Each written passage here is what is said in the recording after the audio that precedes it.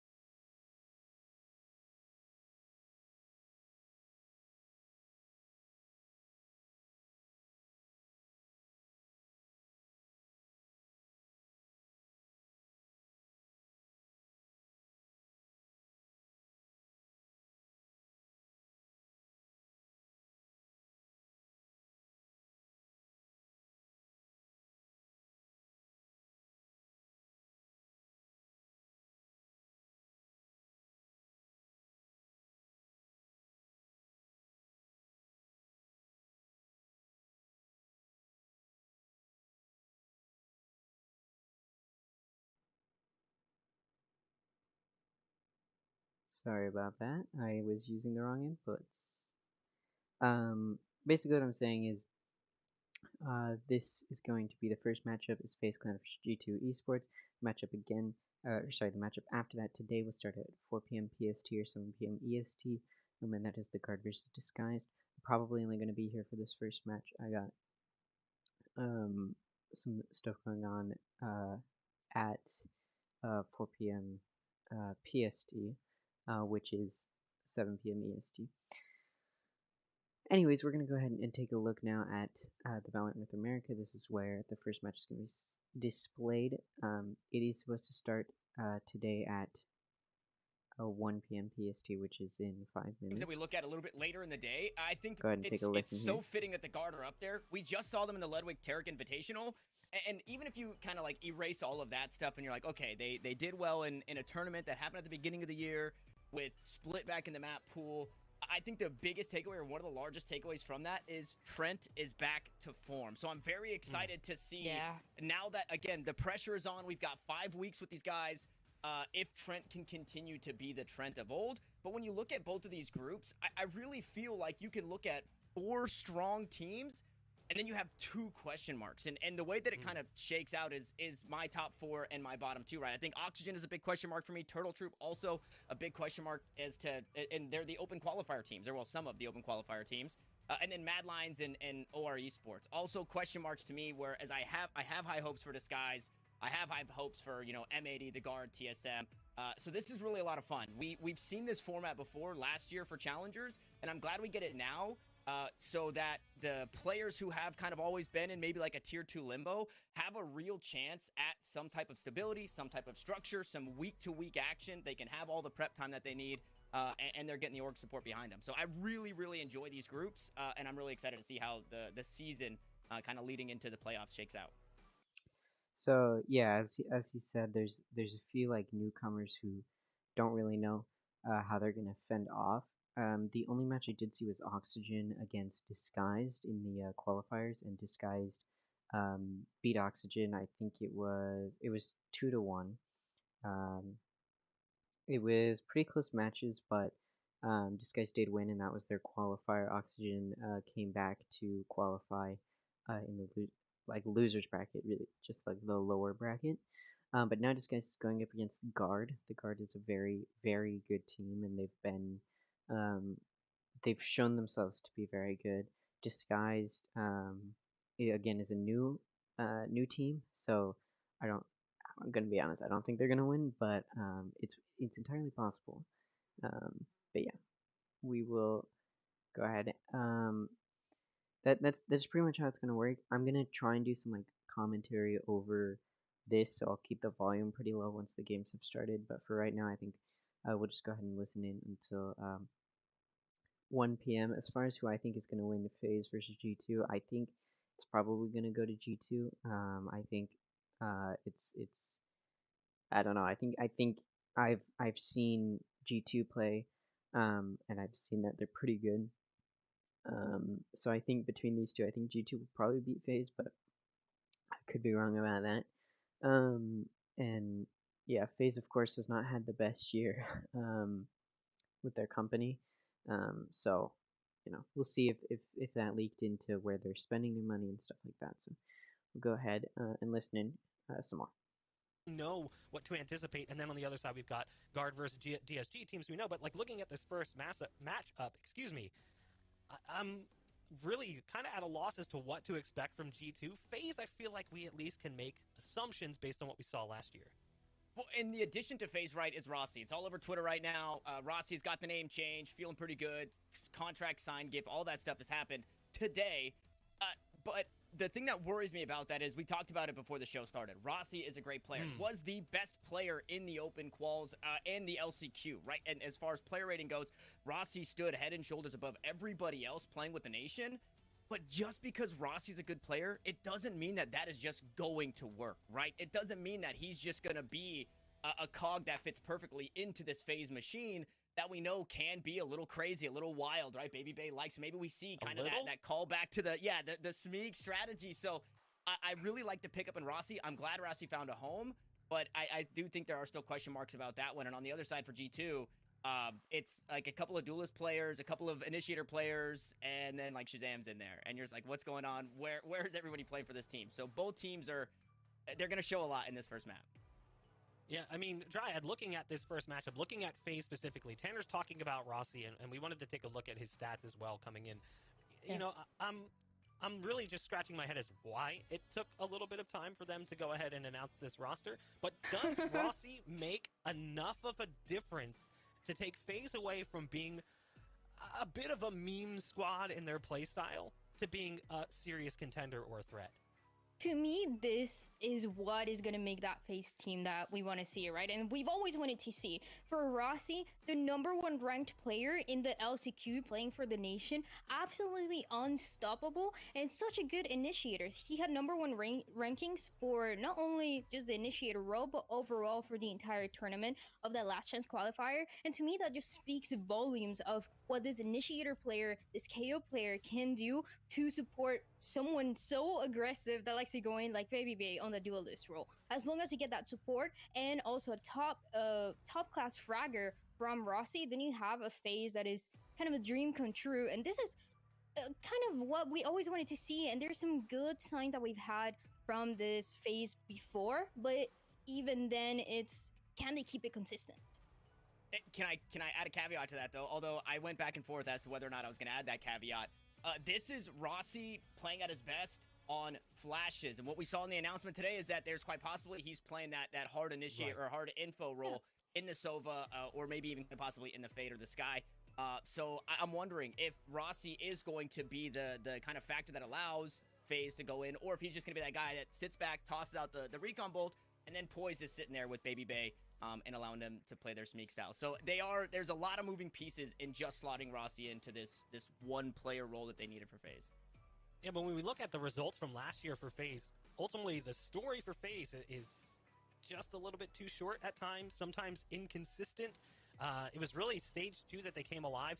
They had that closed series against XSET where they ended up dropping. That was incredibly unfortunate given what was on the line. But that was really like, there was a couple. So essentially what they're saying is last year FaZe did not make it to where we are right now in Challengers. They they just didn't make it. Um, so, right? Is that what I'm thinking? I don't.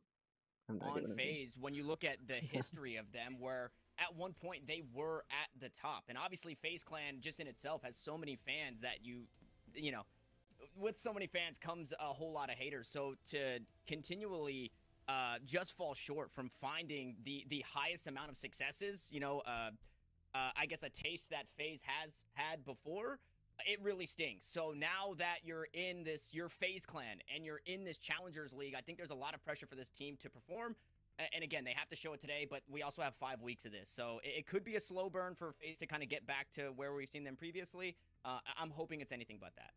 You talk about pressure to perform, though. Let's take a look at their opposition. This is a team that, in my opinion, has some of the highest amount of pressure because of what is coming into this game with them.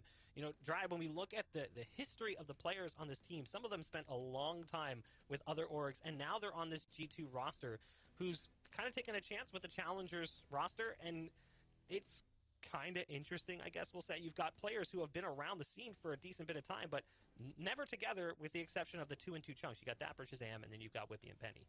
And you said that perfectly, right? There is so much pressure for this team to perform to the highest level and right from the beginning against this matchup against FaZe. So Dapper and Shazam coming from Sentinels, and then pretty much a strong core for version 1 because their coach also comes from version 1.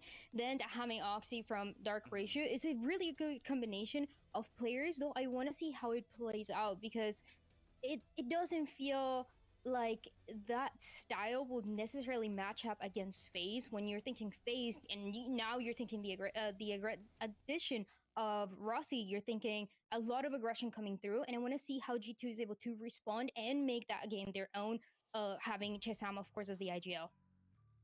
And to that point, though, I do want to I'm trying to play devil's advocate for both of these teams because it's really awkward with bringing Rossi into FaZe and this G2 roster where you have Penny and Oxy, who are pretty prolific duelists. Oxy maybe a little bit more unknown, but Penny at one point was kind of regarded as the best jet in North America, or one of the best jets in North America. Then you have Dapper and Whippy, who are like Sentinel players. And then you have Shazam, who's played a little bit of everything. I would imagine he's probably playing hard info, but I'm really struggling to see kind of where these players are getting seated and where the roles are being filled. I know Dapper can be incredibly flexible, so I would imagine maybe him on smokes, but I'm still having a hard time kind of wrapping my head around picking up 5 players that you didn't necessarily say, like, okay, we need an initiator player, let's grab an initiator, right? You grabbed Penny, you grabbed Oxy, now you have 2 jet players, and somebody has to make a change.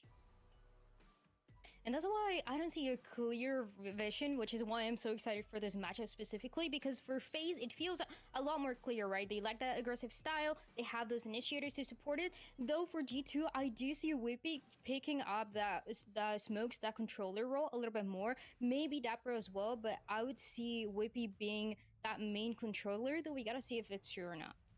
Again, so many question marks around this G2 team. So really quickly, we'll go ahead and take a look at how this is going to work. Or just with the trailer.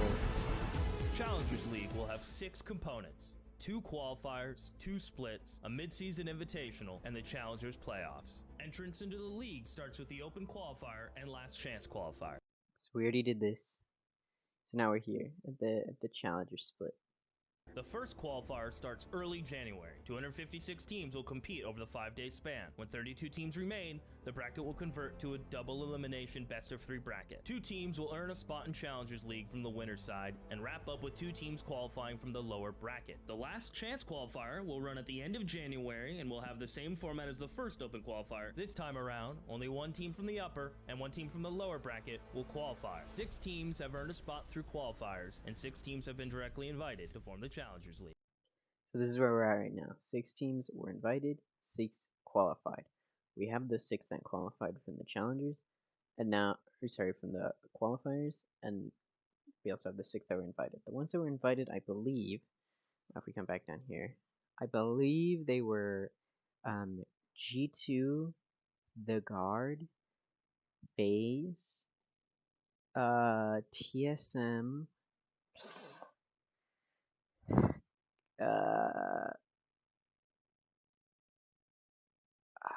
I have no idea. Maybe there's a I don't know. I'm worried about looking at Twitter comments because I'm scared. Alright. Just We don't know. So many question marks with G2, and honestly, a lot with FaZe, because we talked about FaZe last year, and even the year prior. You would have moments of greatness Oh, where, like, FaZe was the most dominant team in North America. sorry. I just realized I should show the rest of the video.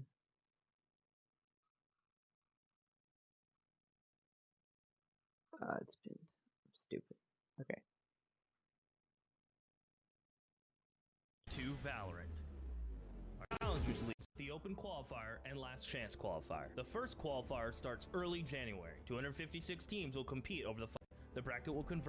2 teams up with 2 teams at the end of January, and we'll have the same format as the first Open Qualifier. This time around, only 1 team from the upper and 1 team from the lower bracket will qualify. 6 teams have earned a spot through qualifiers, and 6 teams have been directly invited to form the Challengers League. The Challenger teams will begin their season early February in Split 1. Both splits will have the 12 teams divided into 2 groups of 6. Split 2 will have the groups reseeded and drawn based on the league points generated in Split 1 and the mid-season invitational. In both splits, groups will run in a round-robin format with a BO3 match weekly over a 5-week span. So nobody's getting. This isn't tournament style right now. So nobody's getting eliminated today.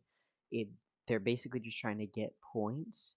And then in the next seed, the next split, they'll be trying to earn more points. And then whoever has the most points, or the top, what is it? Top 8. The top 8 will qualify and move on to. At the end of the each next split, groups will be combined, standings are determined, and challenger points awarded. The mid-season invitational lives between the splits. The top 8 teams at the end of Split 1 will be invited to compete for the opportunity to earn more challenger points. Only the top 4 teams. Yeah, so right now they're trying to win these. That way they can get more points going into the second split. You want to be in the top. What do you say? Top 8. Teams in the mid-season invitational will earn the advantage of more challenger points and giving themselves an added chance to qualify for challenger playoffs. Before we can talk about the playoffs, let's explain challenger points further. Challenger points are earned and accumulated through each split, and the mid-season invitational, with Split 2 having a slight increase in points awarded. After all the points are tallied, we'll have the final challenger standings to determine which 8 teams will fight it out in the challenger playoffs. The playoffs will run from late May to early June in an 8-team best-of-3 double elimination bracket. The top 2 teams from the playoffs earn a berth to the Ascension tournament and look to win the ultimate prize, a spot in the International League. For more, The International League is this is a big one. Like, I believe this right now is tier 3, and it goes like 3 tiers, I think. So they want to basically go from here to the International League, and then if they win that, they go to Worlds, like the big competition. So yeah. Anyways, still hasn't started. Is hot and cold. Like, either they're really good or they're the bottom of the barrel. And the question is, which team are you going to get in any given day? And how is it going to translate with the way the game currently plays? It's tough to say. I feel like I'm leaning in G2's direction because FaZe just has always been that team that just gets close but doesn't quite. I think that this could be a 3-mapper, if we're being honest here, Dryad. I think we could go to that 3rd map because of the fact that I think FaZe can take Icebox and they can take us to map 3. I think that G2 will probably take their map pick, and then Haven becomes the question mark. I do think that Haven plays pretty well for FaZe, but enough of all that. We do have our agent select ready, which means it's time for me to go and bid you farewell. My elevator has arrived. I will say farewell as you guys jump into the map 1. Thank you so much, Bach, for that. Yeah, this is it. We finally get to see it. The question marks are going to be erased here. This is a map where we could see the Killjoy, but we do see a lot of Cypher. And I just put it out on the timeline. I want Cypher up, so hopefully Alright. somebody can give that to me. Tanner, Give me come Cypher up. on. So it's looking I already like said this in LCQ, for but I FaZe just we have love the Neon, Killjoy now. Sky, And it's crazy Breach, because Killjoy was one of Cypher, my least favorite Brim. characters, and now For I just G2 absolutely love we to have see how Cypher, teams like to play Brim, around it. KO, Though we're gonna be seeing that Raze, Cypher matchup. and Dapper Breach. on I'm the gonna start Cypher, turning them Dicey on down. the Cypher as well. Sort of Two do my players own that we know commentating. for I think flexibility, this but also that aggression from team Dicey, right? composition This is going to be something that we interesting talked from about. FaZe. They've got 2 flashes. I'm It's perplexed, but They got the double initiator. Both teams are running double initiator. Both teams have a cipher. Both teams have a smoke. And both teams have one duelist. And I think it should be an interesting game. I really do. I think this will be an interesting matchup. I think it's, like they said, I think it could go to that third map. They're both pretty big teams. They both have a lot of solid players, and they're both going to be playing pretty fairly well. I'm not expecting, like players who aren't really in it. We'll go ahead and let's do them some more. Than I initially gave credit. And last time that we saw a Neon being played to this level, especially this year, was actually T1 in the Ludwig Tarek Invitational, where Saya player was playing that Neon. Though it was a very close matchup, and it was actually the first matchup that we saw for that tournament.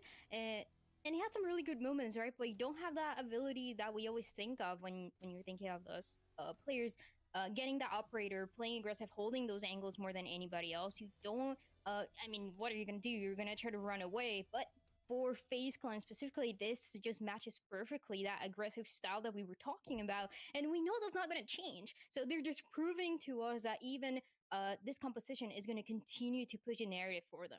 Alright, we're looking at the start here on Fracture. I'm not a big fan of Fracture, I'm going to be honest. Looks like we've got a 4-stack from G2 on the defense on A, FaZe pushing into B, with only Cypher holding it down for G2. They're on a lot. FaZe, one going into the tunnel. We got one going through tunnel, the rest of them pushing onto site. Cypher's there. He's just going to back up, wait for his team. Firing a few shots. Immediately the camera goes down, and the only one inside that Cypher. Oh, that camera is very good. Subman taking 90 damage from the raised grenade from Oxy. Superman killing Oxy, Dapper killing Superman. And it looks like FaZe is just a little bit lost there, not really knowing where people were coming from. A lot of lost vision. G2 getting that first round. It's gonna be big. We'll see if it's, a show of what is to come. Some of those Sentinel players that like to play around tower, they like playing inside of tower, trying to Very fight interesting. for that control. It doesn't happen. But look at the weapons that we're looking at. It's looking like both teams are gonna. Looks like G2 is forcing here. They're gonna full buy. We'll see if that pays off. Extra plant money. Even if they don't get the plant money, I think you're still expecting FaZe to have stingers. This is the return of FaZe also deciding to put all their money into it. Oxy getting an early kill with that stinger on Baby. We'll keep FaZe at bay for now and slow things down. I don't know how much more sneaking you can do. It's like FaZe is just gonna walk back a little bit. Pushing back, maybe deciding they're gonna rotate, and it looks like they are. They've got Poise pushing in to site, flashing in, doesn't get any vision, and it looks like we've got two pushing into B. The Future's watching that A main, and it's looking like FaZe is gonna push now towards B. They do have two on B, G2. A Whippy with the angle. They take out the Cypher cam, they know that they're there. Whippy deciding to put down his molly. Blind firing in, just trying to get some kills. Dapper gets a few good shots off on him. Dicey now very low on health.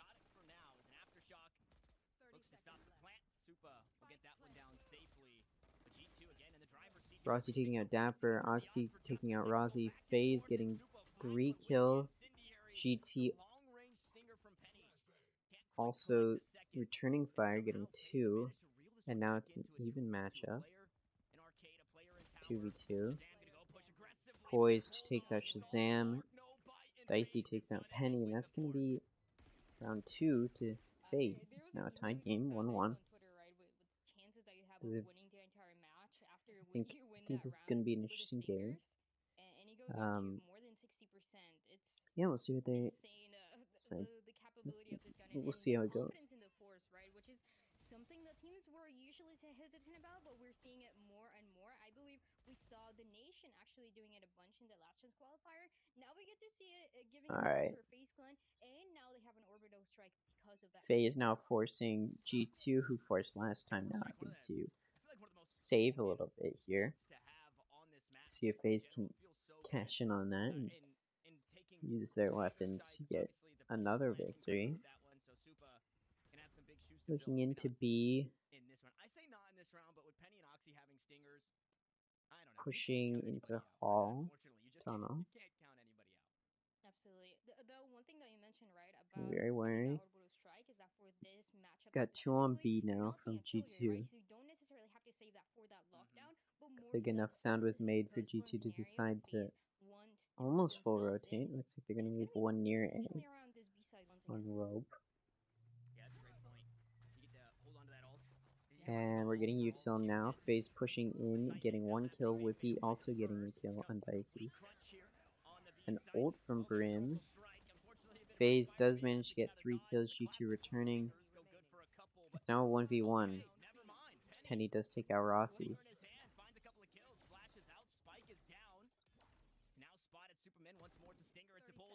Penny looking at FaZe here. Oh, but Superman swings out. Penny's taken down. And these rounds so far are so close between the two teams. Once that spike attempts to be planted, once FaZe thinks they have that map control, G2, good thing they saved because now they're going to full buy. FaZe is going to be better on economy here. They're opting to save just a little bit. They're not going to full buy, but they also just don't have the money for that. Under that leadership, and looking at G2 finally having those rifles, FaZe also having those G2 is going to have the advantage with the guns, but see, we did see in round 2 that even though G2 did have better armor and better guns, they still lost, so it's not the end of the game here. A little bit of vision here. Take him out, gets vision on 1. FaZe now pushing into B. Looks like they're gonna be mostly coming in from arcade.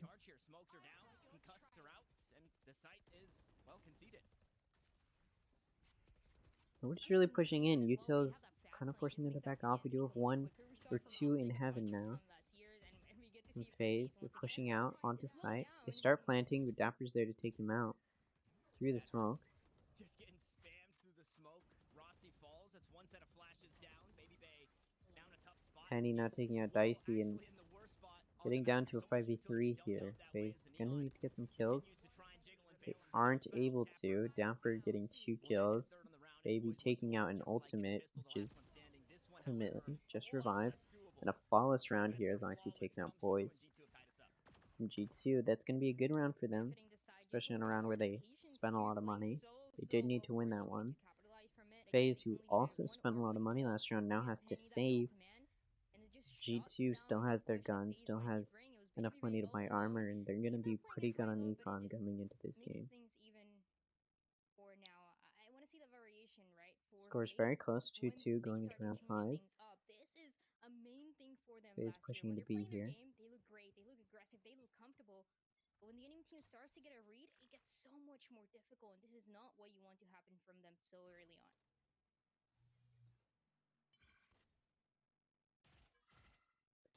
G2 looks like they were expecting them to go A, but pushing into B. Again, G2 now has the gun advantage. Their long shot, so it's going to be hard. They're going to have to play together. G2 holding their positions. We do have Dicey in the spawn for FaZe, just watching that flank. FaZe, we've got 2 pushing into B main. This spike and the spike and Supra going a little bit back, flashing in, and it looks like they're going to rotate over to A as G2 is pushing into B. 2 are still remaining on A for G2, and that's going to pay off as they do actually have 3 coming for A with only 2 pushing into B, and actually one of them's backing off. So it's an easy kill from Dapper on Baby. Oxy does spawn Dicey and is going to take him out, as Dicey did start pushing in. Supra takes out Oxy, but Oxy takes out Supra with the grenade. It was a good trade. G2 up 4-2 right now.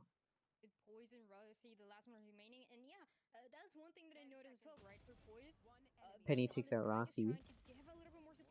And Shazam takes out Poison. That's going to end it with only 1 death for them. Again, their econ's still very, very strong. But it gets so much more difficult when you know it's gonna be that side for Dapper on the other side. And even for this round, right? The side of G2, So it's pretty expected. From the other side, they put 3 of their players just so aware of any possibility, even of Baby Bay. That was a save round for FaZe, though. Hopefully, now that they have money, they might be able to come back. Let's see. G2 did not buy their fake on B last time, which meant they sacrificed a player for really no good reason. And it did not pay off. And it looks like G2 is going to send 4 into attackers spawn across the rope. FaZe, however, not there. Going to push into A as G2 rotates onto B site. Means they're gonna have to play retake here. A lot of util, including an ultimate used on A, which isn't going to hit anybody because nobody's on the site. A little bit of a wasted ult there, but G2 now gonna play retake here, coming into A site.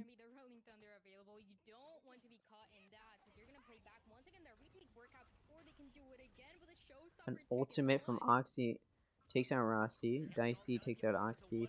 Poise takes out Penny, Dicey takes out Dapper, and it's looking like a 4v2 now that G2 is going to have to come back from. They do have 1 on site. FaZe takes out Shazam. It's now a 4v1. G2 has 1 on site, sees the one in heaven, but isn't able to react in time. Baby able to react faster, takes out Whippy. Gonna make the score 3-3. Going around 7.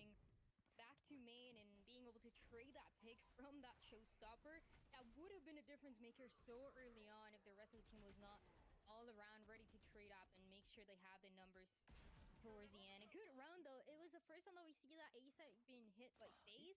And you gotta wonder how many times it's gonna happen, right? FaZe did go for A and they won. They haven't had the best luck on B. They have won a few times on B, but now they have a 100% win rate on A and about 35% on B, something like that.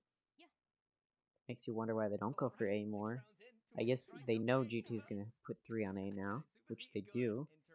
FaZe now pushing into B. We do have 1 watching heaven. Trip is tripped by the Sky Dog. And we've got 4 pushing into B. Or maybe it's just Sky. Got 1 coming up to heaven. Dapper looks away right as they're coming in and gets concussed. Baby there to cash in on that concussion. Dicey taking out Penny, Oxy taking out Dicey. Good trade.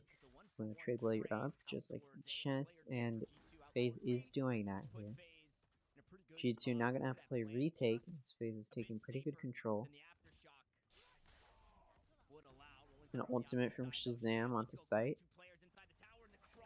Hits the tower, but they are taken out there in heaven. And Whippy the final kill from FaZe on G2. Score now 3-4. Favor of FaZe right now. And it seems like, I mean, you see the Rolling Thunder coming up. It gets 2 of the players that are positioned in tower, but still the reaction takes a little too long for everybody on this retake to get there in time and be able to get the trade, especially because there's 2 for FaZe together. The FaZe okay. 4 here. Let's take a look at the econ here. G2 not able to full buy. They're going to have to do light shield, but they're opting to force here. They think that they can win and cash in on this bet almost. Actually deciding to push out there into B main. No damage is done, and they decide to back up as 4 are pushing into A. Baby able to take out Dapper. It's not going to be a 5v4 in favor of FaZe. FaZe able to plant. Does take some damage from the Brim ult. Sky able to give some health. Penny only able to take out 1 while 3 of G2 are taken out. We now just have Whippy in their spawn, trying to win this 1v4. And they are concussing him, getting blinded. There was no hope for him. G2 is taken out, and it looks like they did not cash in on that bet of deciding to force that buy. Now they're going to have to save.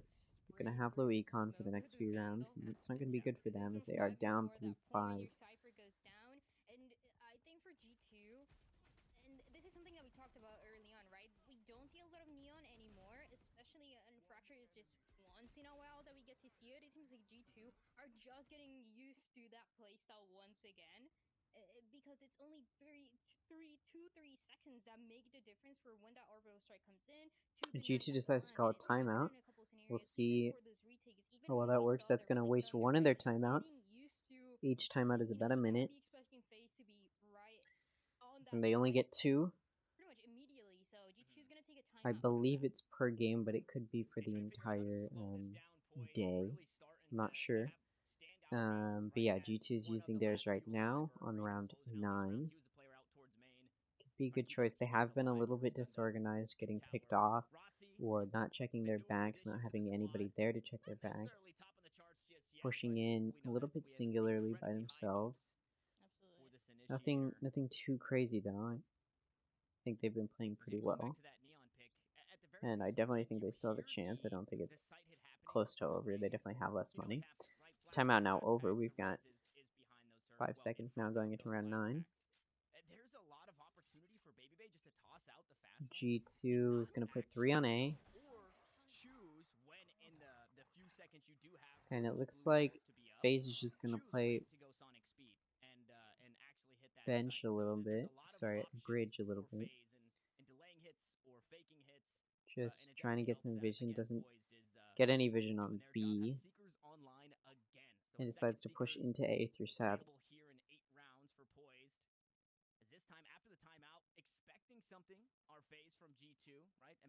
They've got 3 watching main from G2, not expecting that they come through Sat. In fact, nobody watching Sat. They do get some vision there. Watching FaZe push through into main. Dicey able to take out Penny before Oxy takes out Dicey.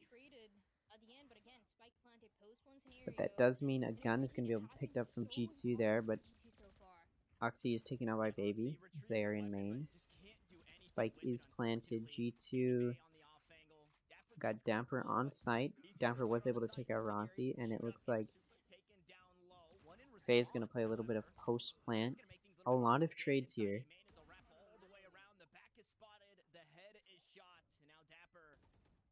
Dapper not expecting him to be on the left, and it's taken out by Poise. 3-6 now the score. Not looking the best for G2 right now. Their econ not great. They are going to opt to full buy here. Not all of them can full buy all their shields, but they do have all of their util. Potentially more aggressive because for G2 it has been all so laid back, trying to play that retake and sometimes not being able to catch up to the speed for FaZe. But FaZe actually take that dish, playing a 4-1 for the first time, and they make it work out. Dapper has all their util, excluding, sorry, not excluding. Sorry, not Dapper. G2 has all their util, and so does FaZe. FaZe backing off here into bridge. Made a little bit of noise on A. G2 has 3 on A. They've consistently been putting 3 on A.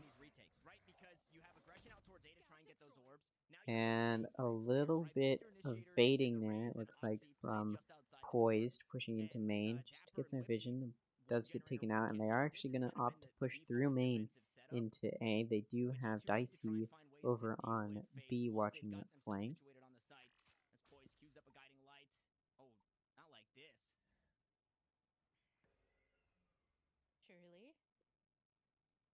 Looks like they're looking into main here. And a big ult there, but it does ult some of their, or sorry, but G2 retaliates by getting some good concuss. on FaZe and is able to get a kill there. FaZe able to get 1 kill there, meaning it's a trade, 4v4 now. Dicey pushing into B, and it looks like 2 are going to rotate with him, while Baby decides to keep her ult on A. The rest of them are actually running back to B, 2 of G2 running to B. And FaZe gonna plant. Shazam able to take out Neon on A. Dicey taking out Whippy, making the score, making the players 3v3. Now a good ult from both Cyphers.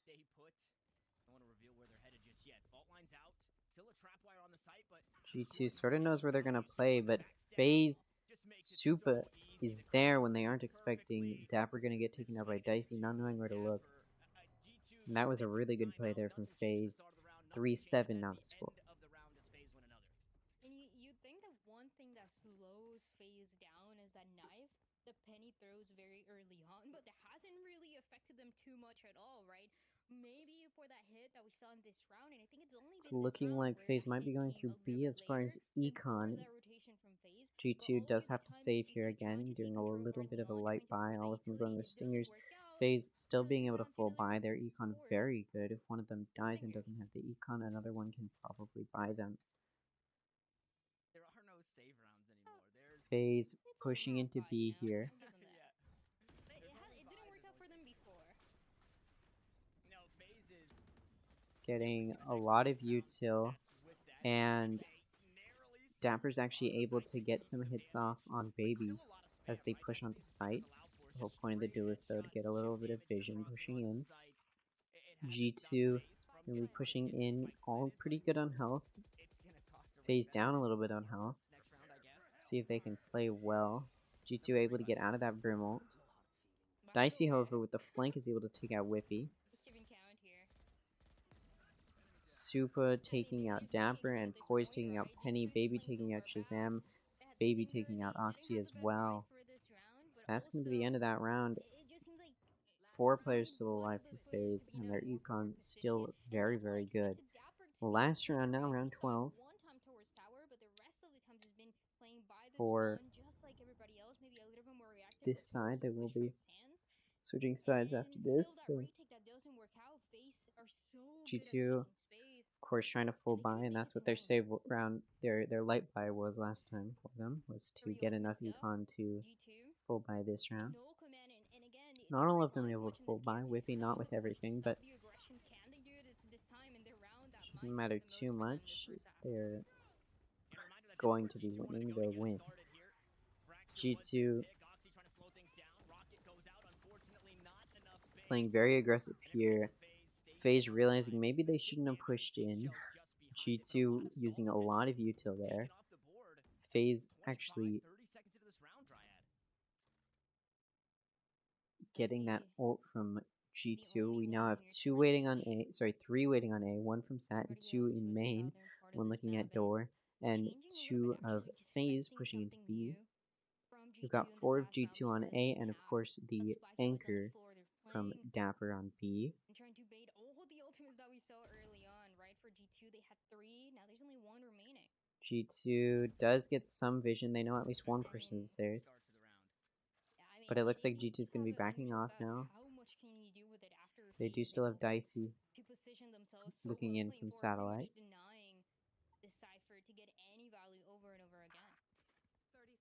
Dicey able to get a kill there on Penny on A, and it looks like G2 is going to keep 2 on B while 2 go back, grab the spike, and start running to A. Actually, they're going to run back to B, realizing it's clear. 2v5 right now for G2. They do manage to get 1 kill. It's not going to be flawless. Can they clutch up? No, they can't with the flank from Baby. It's going to take out Oxy, and that's going to be that attacking round from FaZe. Very strong and very good for them. They're now up 9-3. Absolutely, and that's crazy. That's the We could be looking at a 3-9 cruise. default round, slow round that we saw from FaZe this entire first half. I mean, they never really needed it. They knew it was a round that was important to them. They knew G2 finally had advantage when it came to those ultimates, and they shot it down perfectly. There's so much strategy that comes through. For I FaZe think the to be able first to few rounds, it find looked like success in G2 those might later have the rounds. advantage, able to win in They those get pistol even rounds, more but as terrifying soon as it got to if they're having able the to get guns, pistol in those double digits. FaZe was able to win and maintain a pretty strong econ. Tech pause is somebody who's probably Technical scratching their keyboard pause.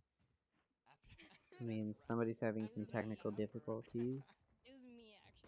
Could be spectators, could And be that's players again, themselves. really We tough. don't A know. good start to that round for FaZe Clan. Although a lot of We can damage go was ahead dealt, and take a so look you at get, what that maps overall we'll be picture having. again So of the Fraction was 5v5 chosen by after the G2 dust and they're settles, actually the action losing. inside A main. FaZe Yeah. decided to choose No more Ice paint Punch for the shells, next no more round, and if it showstopper, goes to that no third command was used. game, it's Boom going to be bomb on was gone. Haven, They got rid of randomly so much chosen here as the too, decider. and it had a minute and 15 seconds left to still play out that round. And again, paranoia is starting to set in. Dicey finding that early kill. Baby Bay was also It was a on pretty that good weak flank game that from eventually FaZe. It won the looks round like and once taken they down get Unseen. going, they get going. They FaZe just Clan needed a did few really good rounds job. to get their money, and once they had it, they were able to use the guns and get the advantage. It looks like we'll see if it's a similar story here where G2 leads the pistol rounds and then starts to lose on the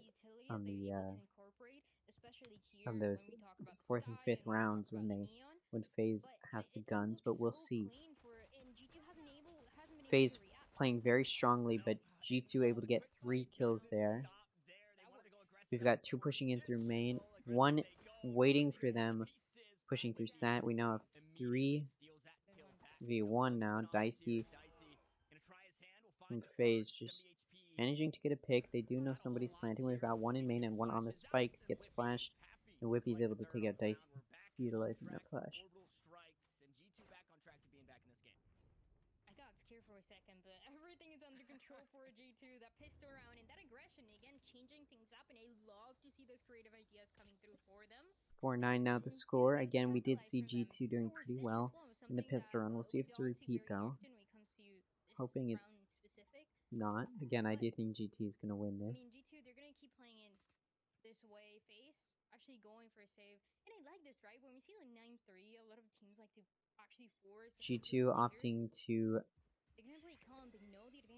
take advantage of the situation. FaZe deciding not to because they know that they do better when they have good guns. And they did lose the previous round, so they're deciding to just wait, save their money, so that way that third round they'll be able to, or sorry, on the 15th round they'll be able to full buy, maybe take back that advantage. G2 pushing into B, able to take pretty good control. They are able to plant, sorry. Not taking a whole lot of damage. FaZe taking more damage. FaZe not really knowing how to play this. FaZe coming here with the flank. Are they going to do it? They know there's a trip and they don't know how to approach it. There's a FaZe to hit this side, though. Good amount of players already low. There's not much that you can do. Give this round to G2. FaZe pushing in, breaks the trip. Baby able to cash in on that flank. Shazam taking out Baby, and it looks like G2's getting pushed here. It's now 2v2 right now. G2 backing up. The spike does blow up, and that's going to be the win for G2 though, and both of their players still alive, while FaZe does take 2 deaths. Hurting their econ just a little bit, but like I said, they did completely save, so that way they would have guns, because they do want to be able to win. They know once they have guns, they can do pretty well, and that's how it proved the previous phase when they were on attacking. So we'll see if that is a repeat now, where FaZe does better once they have guns. We'll see how aggressive they play. We'll see how they're playing. G2 not able to full buy. Some of them deciding to full buy, some light buying, some... Really, it's just whatever they can afford. G2 looking like they're going to push into A. We've got 2 coming from Sat and 3... Sorry, 3 coming from Sat and 2 pushing in through main. A good trade there. Another trade, Penny taking out Poise, is going to make it a 3v2 in favor of GT right now. And it all happened so quickly, right? There was that position, that information immediately gets enough. They got the spike. It looks like they're going to have Whippy just camping on that spike. FaZe deciding to push in, getting a good concuss on Whippy. Whippy not able to defend himself. Supa taking him out. A little bit of post-plan action there from KO for G2. FaZe did take a little while before they decided to push. They don't have a whole lot of time. G2 just going to try and play time. Is not able to get that flash on Baby. Baby taking him out. Could this be a repeat where it looks like FaZe, once they have guns, is going to beat G2? We'll see. So good with a fast lane. Isolating those duels, making it so much better for the 2v2, and then making it even with the last kills that he was able to get. Double digits now for FaZe, as they seem to be the team that has adapted the best so far. And a G2 that played that fast style, that aggressive style towards his A. They got that spike planted. They had the right idea. What we are often seeing of that crossfire from main. G2. But again, you have to take the Neon into account, and sometimes it is so difficult knowing that not many teams like to bring this. G2 also putting 3 on A, sort of like how we saw, or sorry, FaZe, not G2. G2 is sort of playing in their spawn though right now. Looks like they're just going to be almost playing default, playing for picks, just trying to get vision before deciding, but it looks like they are going to push into A a little bit. They were expecting a push out from FaZe on B main, but nobody did it. We now have 4 on A. G2 grabs that orb, makes some noise. FaZe pushing in that counterplay, able to get a few kills. G2 and FaZe trading here. It's now a 2v2 with one able to res, FaZe waiting for that res and able to get a kill, and that's not a trade, so it's now going to be a 1v2, one player able to res. Are they going to bait out that res? Doesn't look like it. Poised is just going to take them out. Dapper does get hit by the Sky ult and is taken out by Dicey. That's going to be the win for FaZe, and we are seeing a repeat where once FaZe has guns, they're able to take control of the round. And then you have 4 players just outside of A side ready to go for that sense hit, and it works perfectly for them. There's a good amount of trades, but they end up over and over again coming up on top, right? So many of these rounds, if not every single round, we've seen only 2 players alive towards the end, but it's FaZe the one who's closing it out, and that is what matters the most. They can get to 12 here on Fracture. G2 now just trying to save money, so if FaZe wins another round, they will have enough money to full buy. FaZe deciding to ult and go into the bridge there, and they actually get the spike down. FaZe getting 3 kills, 2 of them from the ult on Neon. And they are just pushing in on that flank. They do have spike now. G2 locked into A main, only being able to get 1 kill there. Sorry, not A main. I keep doing it.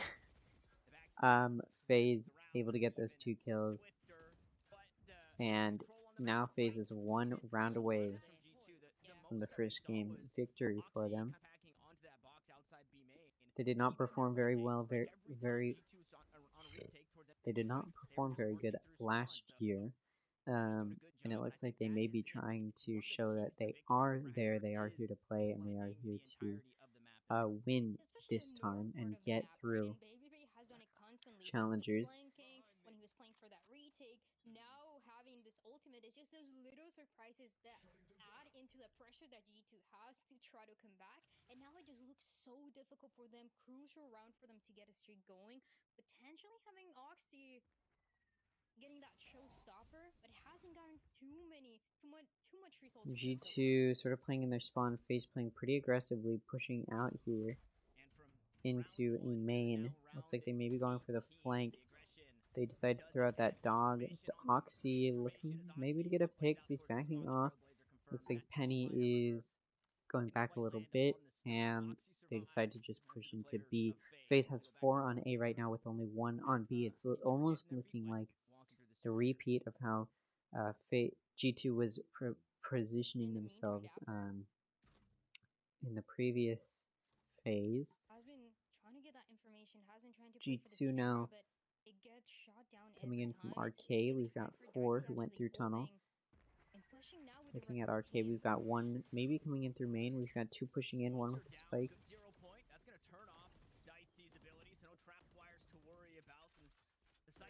Penny planting here. Oxy waiting for that flank, but does get taken out. Positioning just not there. It's going to give an early advantage to FaZe here as they now need to play retake. FaZe able to get another kill. So now we'll 5v3 in favor of FaZe right now. G2 in heaven. FaZe taking them out. 5v2. G2 able to get one more kill, but 2 kills is going to finish it off, and now they just have to defuse, and that's going to be that first game to FaZe.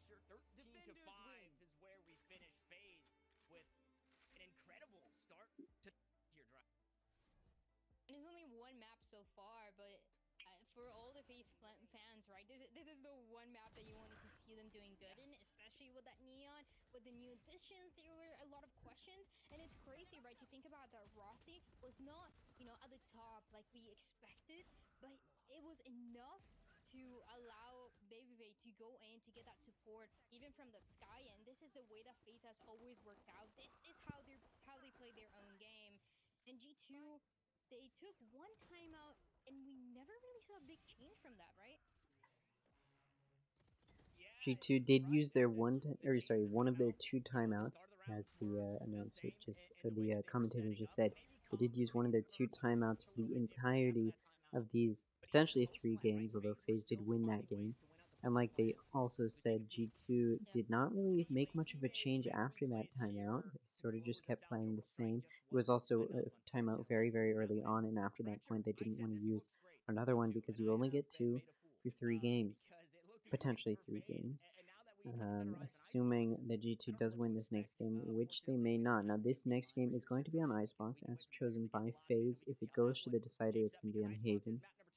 And I think, I'm going to be honest, seeing how FaZe played, I think after those pistol rounds, where G2 will probably win, FaZe will just come back. FaZe, again, chose this map, so they're probably going to be playing better. Let's go ahead and listen. First opponent is. I know we play G2, which is cool. Shout out Dapper. Those are and Penny. Those are the dogs right there. I was about to curse, but those are the dogs right there. So those guys are mad cool. But I don't know who the rest of the the rest of the people in our group. I just know we don't have TSM, and I really want to play TSM because it's just that little revenge series. So I want to play them, but that's about it. I think, yeah. All I know is group. I feel like the groups are really fair. In all reality, but I feel like Group A is like a really good group for us. We get to play against another free agent roster breakthrough, which is really good to show like who's the best available free agent roster right now. I'm excited to play against Oxygen and mostly Oxygen. I get to play my friends Scuba and Pony, and I'm excited to play them. I don't think I've ever played them in a match. Group B though, that group's like low-key the group of death. I'm not gonna lie. M80 guard, like I don't know, you're playing for 3rd and 4th in that group. I'd be 100% honest. That group is absurd. Something that our group has is.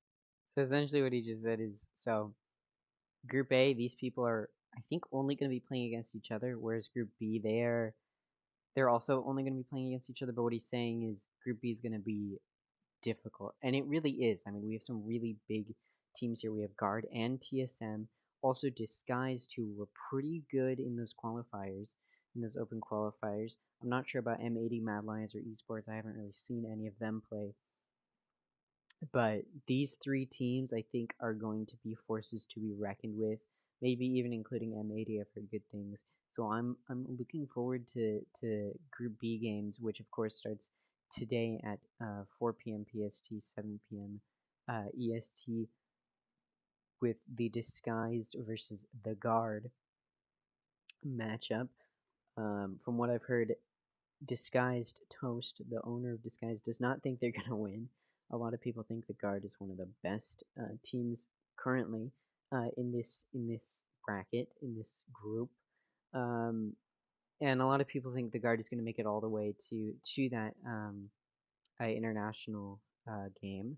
So right now in Challengers, we'll see if the guard can prove themselves to be one of those top two teams that are going to get put through.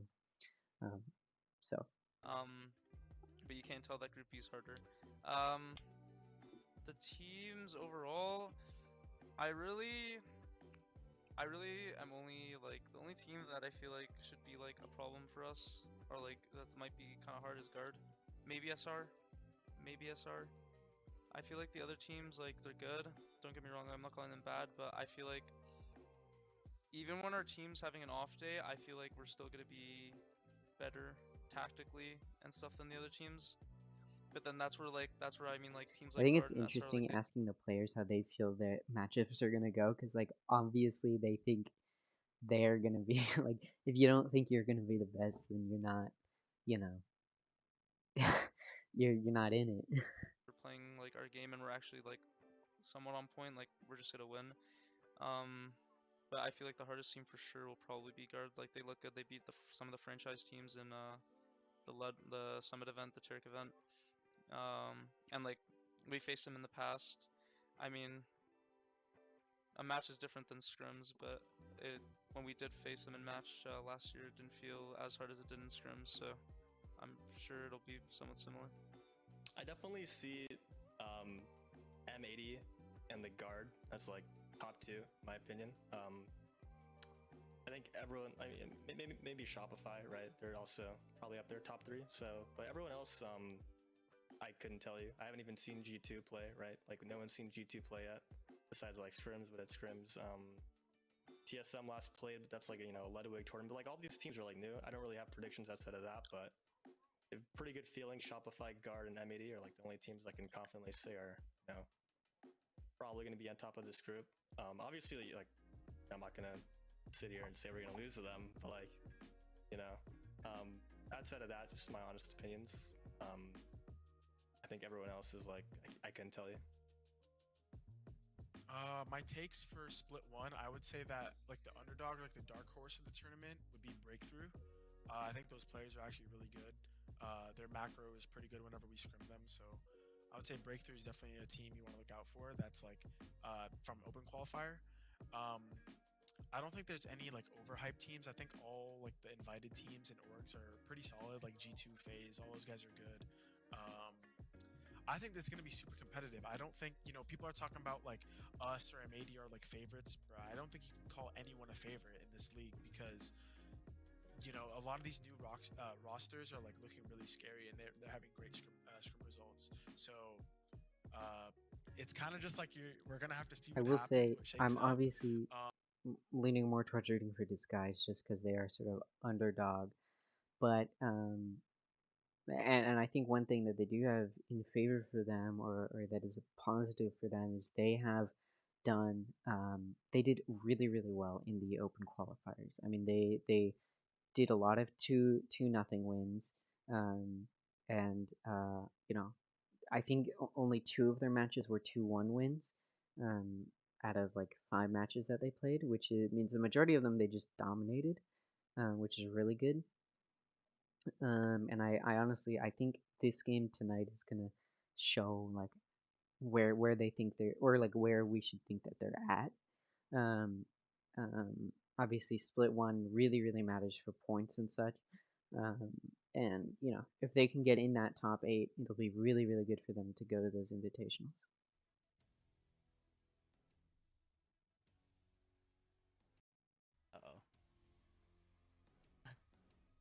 I hear Bach. I don't know what we've got something. Bach said, I think I'm back. Game 1 good. Game 2 Yes. better. Okay, Bach's back. Sweet. I don't know what vMix broke because I was not muted. I double checked. I unmute my mic and everything. I'm good, but it just didn't hear my audio, so that's fun. What I was saying was, welcome back to the Nice Arena Valorant Challengers North America. That was a brutal first map for G2. First map in general, that was a debut map for this roster. That was not what they had in mind. 13-5 victory from FaZe, and as much as it's probably easy to point fingers at G2, you got to give credit to FaZe. We talked about it, Dryad, coming into this one. This was going to be separated by who was a little bit more structured, and it felt like FaZe just had put all the pieces together properly, whereas G2 is trying to figure out where all these guys are supposed to go still. And this is what really felt like the difference maker for me. Even if we haven't seen FaZe in a long time, you knew for what style they were going for, and they were able to deliver that style to us. Also, keep in mind, G2 won both of those pistol rounds. That should usually guarantee 4 rounds. It ended up guaranteeing 3 of the rounds that they won at the end, and it still wasn't enough for them to capitalize. It was just FaZe having the better understanding of the map overall, going for the map control over and over again, and capitalizing from what they like to do, going in, putting Baby Bay in beneficial positions, and going for those clutches over and over again. It was so solid from FaZe. G2's longest chain of rounds was 2, Tanner. 2. They won the pistol round in the first half, and then they lost the rounds that followed. They pick up rounds 3 and 4, and then they just watch the half go all the way to FaZe. They kick things up in the second half, and we're like, okay, here we go. Pistol round win, same thing. And that's what Dryad mentioned, right? Is they win 2 pistols, the only 2 pistols, and they only get 3 rounds out of them because we're in this weird Stinger meta. We saw some good Stinger rounds from G2, but I think anybody would agree that if you had to give a weapon to FaZe to try and thrifty a round, it's going to be the Stinger, just the way that they play. I was thoroughly impressed by the way that FaZe, it seemed like for G2, they kind of, after being down so much at a certain point in the game, they even take that timeout and it doesn't work, that they just kind of went into their shell. Whereas FaZe were the peacock of Fracture, right? They spread their wings and they're playing the entirety of the map. It doesn't matter what your role is. You're lurking. It was Baby Bay doing it. It was Dicey doing it. Poise had a really standout performance on the Sky, which I don't know how much. We've probably seen more Harbor on Fracture than we have seen Sky, and Poise made this look so good. I was, again, thoroughly impressed by FaZe for this map 1 because I gave them 0 credit coming into this one. I said that this looked good for G2, but it was anything but that. I mean, overall, it looks so good, but I want to say one thing for the people looking at that second round that FaZe won with the Stingers. First of all, the reason why it's working out so well, right, is because of that composition that is made for the aggressive style where Neon is going right to your face and taking you down with a Stinger, right? And that is not what we had for G2. It was more of a laid-back composition, what we were used to seeing in Fracture, and having a lot more struggles getting that closure that you need on site to get value of the Stingers. We saw it for 2-3 rounds, and it never really worked out for G2. Instead of FaZe is just a weapon that works out perfectly into their hands. If you're thinking about bringing it to your composition in ranked, maybe it's not going to work out this way, but it's just so unique to FaZe that it feels like we're going to see it more and more in whatever map we jump into next as well. And to Dryad's point there, and I think an original point you had kind of made is FaZe have their core 4. They slot in Rossi, hey, play Breach for us on this map, and they're no longer trying to figure out, they don't have to reinvent the wheel for themselves. They're just like, hey, how do we make the FaZe playstyle work? And in this meta, it can work. You can go fast. Whereas for G2, you're jumping into Fracture. It's not an easy map to play by any means, and they do have to reinvent the wheel, right? They do. They were just given the pieces of the puzzle and told, hey, put this together and figure out your team identity.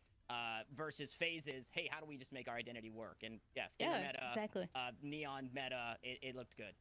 Well, now we're moving into map 2 as well, and we'll take a look at the map picks and bans, just so you can figure out how we're getting to that next map, where we're going. It's going to be Icebox, which is going to be FaZe's pick, and I gotta say, I feel like that is now going to kind of. All right, I'm gonna be honest. I think FaZe will likely win this game. I think this game FaZe is gonna win. They chose Icebox. They were able to win Fracture, which was G2's pick, which sort of sucks. We can go ahead and look at what happened. G2 chose Breeze. It was FaZe. What am I saying? G2 banned Breeze. FaZe banned Bind. G2 picked Fracture. FaZe picked Icebox. G2 banned Ascent, FaZe banned Pearl, and the decider was Haven. FaZe did win Fracture, which means I think there's a very good chance that considering they chose Icebox, they will win Icebox. I think there's a very low chance that they that they end up not winning this game, considering they've shown that once they get guns, they play better, and they play better as a team than G2 does. And I think we're going to see them put themselves together and watch that happen. What we saw on Fracture, it might bode maybe play the Viper. Dapper can just go to the Sage. It's comfortable, but I guess we'll have to see. Well, the Agent Select is ready, and it's time to jump into the map. Can G2 swing back on map 2 and force us to map 3? It's time to find out. All right. We are looking at Icebox here again. FaZe won the previous game, so they are up 1 game right now. G2 down. Sorry, yeah, G2 down 1 game. It's best of 3. So FaZe is looking better right now. Baby locks in KO, Dapper locks in Killjoy, Poise locks in Killjoy, Whippy locks in Viper, Rossi locks in Sova, Penny locks in Sage, Dicey locks in Harbor, Oxy locks in Raze, Supa locks in Viper, and Shazam locks in Sova. Very similar picks here for the teams. I think the only difference is the KO and the Raze and the Sage and the Harbor. Where the difference is, it looks like G2 is going to be playing a little bit more defensively, and FaZe is going to be playing a little bit more offensively, which does make sense considering G2 just did not win when FaZe had the gun, so it does make sense for them to play a little bit more defensively. I think they chose right there. We're now looking into this first round here. Looks like G2 is going to buy mostly light shields, and FaZe deciding to buy a few guns here and there. G2 switching up and doing the same, buying a few guns here and there, buying some of their util. Everybody pretty much spending all of their money.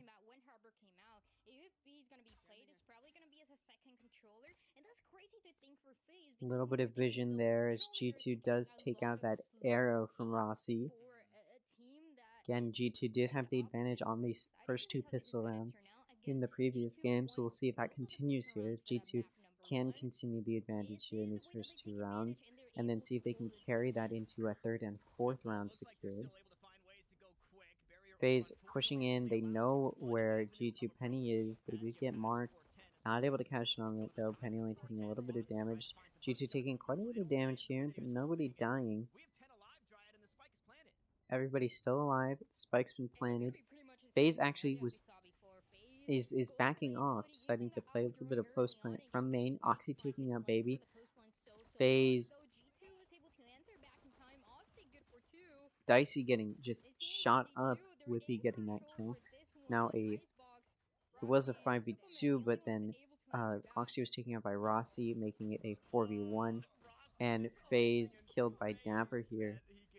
It's going to be a 4-0 players, and that first round is going to go to G2. Again, we're seeing a little bit of a repeat that we saw in the last game. G2 deciding to force here, completely full buy. We've got Dapper with the Phantom Light Shield, Whippy with the Spectre full shield, Bulldog full shield for Oxy, and then 2 Spectre and full shield for Penny, and Shazam switched it up because Spectre and full shield. Stinger for Penny, and it looks like Rossi's gonna go that 5 Stinger setup, a little bit of a Stinger meta FaZe has been playing. Hasn't been really cashing out as G2 is still winning those first 2 rounds. But we'll see if they can get a few kills there. We've got 2 on A for G2 as FaZe is pushing in. FaZe could hope for. Full of stingers. 5 players on this side of the map as well, out towards A. So a heavy lean for FaZe. Deathball strategy, run and gun. Accuracy by volume is going to be the name of the game here out towards the A side. And there's only 1 defender. That's Penny. Just try and hold on to this only 1 now in G2. It's just Penny here. Gonna have to hold it. Gets a slow orb there. Still not very much sound from FaZe. Very slowly. We do have vision now, and G2 is going to start rotating here. They're deciding to completely rotate now. Wall goes up. We do have 1 down for either team. It's a 4v4 right now. And FaZe is going to start planting right next to Heaven there. Oxy able to take out Baby. That's going to be huge. Now it's a 4v3 in favor of G2. And we've got 2 playing on site, 1 next to Nest.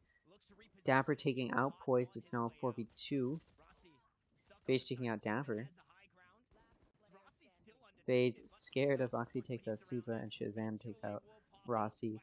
And that's going to be that second round. Again, we are seeing a little bit of a repeat here as FaZe saves that second round, and it looks like they're going to try and buy, or maybe even save again this third round.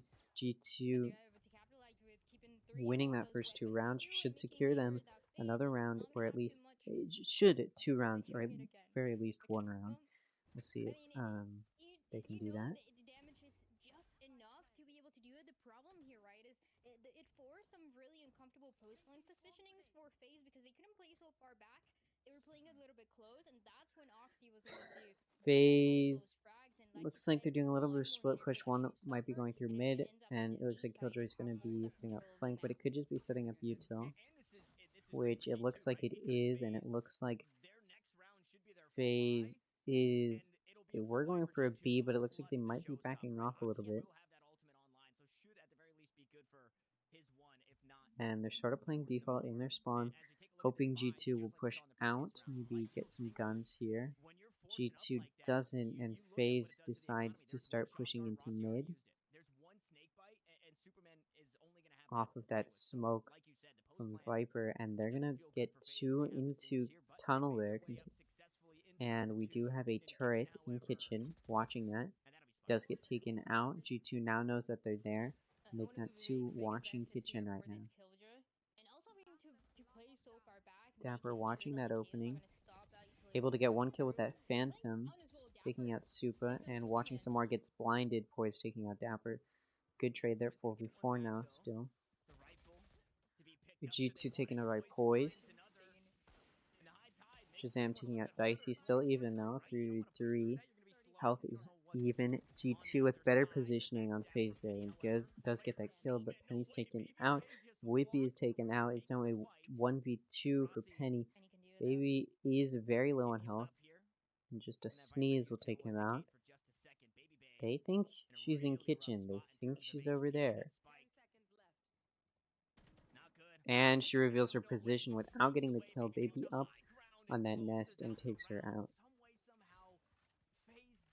Damn. And that almost worked out, right?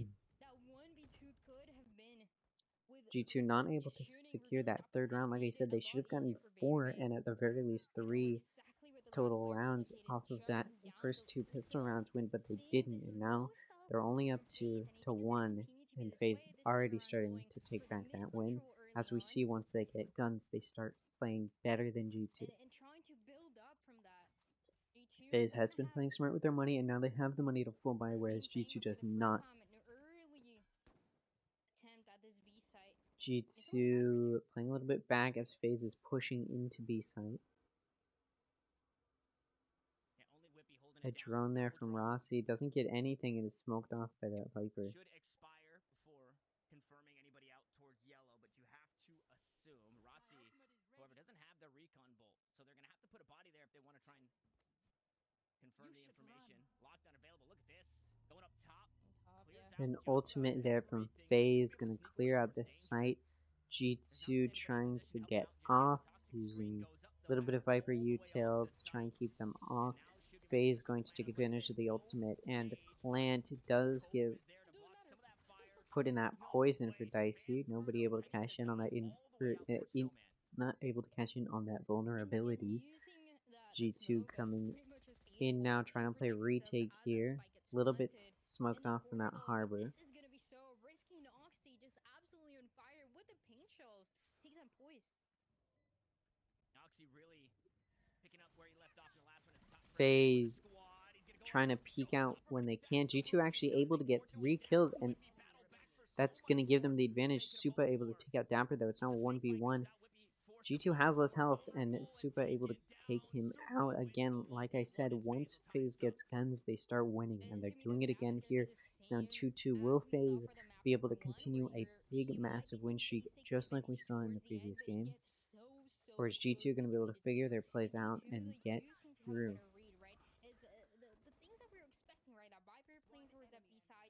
We're seeing not very many picking off here. Everybody's sort of playing together. We see a lot of very quick action. A lot of kills very, very fast. Once people start shooting, people start shooting. We're seeing that a lot. Very few pick-offs, very few flanks. And that's how it was last game too. A lot of very grouped up play from both teams. It's probably the way you want to do it, gain the advantage. FaZe has two kind of pushing into A, one on Rafters, the other one, sorry, one on Ramp, the other one pushing up just a little bit into Cubby. G2 got 3 on A, and it looks like putting more on A was the good play, as it looks like FaZe might be committing. They've got 3 sort of just holding that main, and Viper with the spike. FaZe droning into B, doesn't get very much vision. It's pretty far Owl and isn't able to get very far. And the Owl isn't able to get very far in that. And it looks like FaZe is going to play back into A.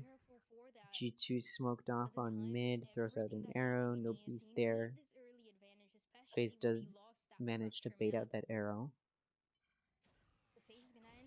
And now we're starting to see some action. FaZe was biding their time, but now we're seeing the ultimates come out. From FaZe, Penny able to get Supa. No kills off those ults, but we do get 2 kills from FaZe on G2, sorry. 3v3 the score. FaZe taking out Penny. Dicey taking out Penny. Getting that kill there, making it a 3v2. FaZe is getting pushed back by that ult from Dapper. It doesn't matter. That 3v2 is finished. FaZe taking out GT, giving them another round. It's now 2-3 in favor of FaZe, and like I said, it's looking like we might just see a big, massive win streak again from FaZe here. G2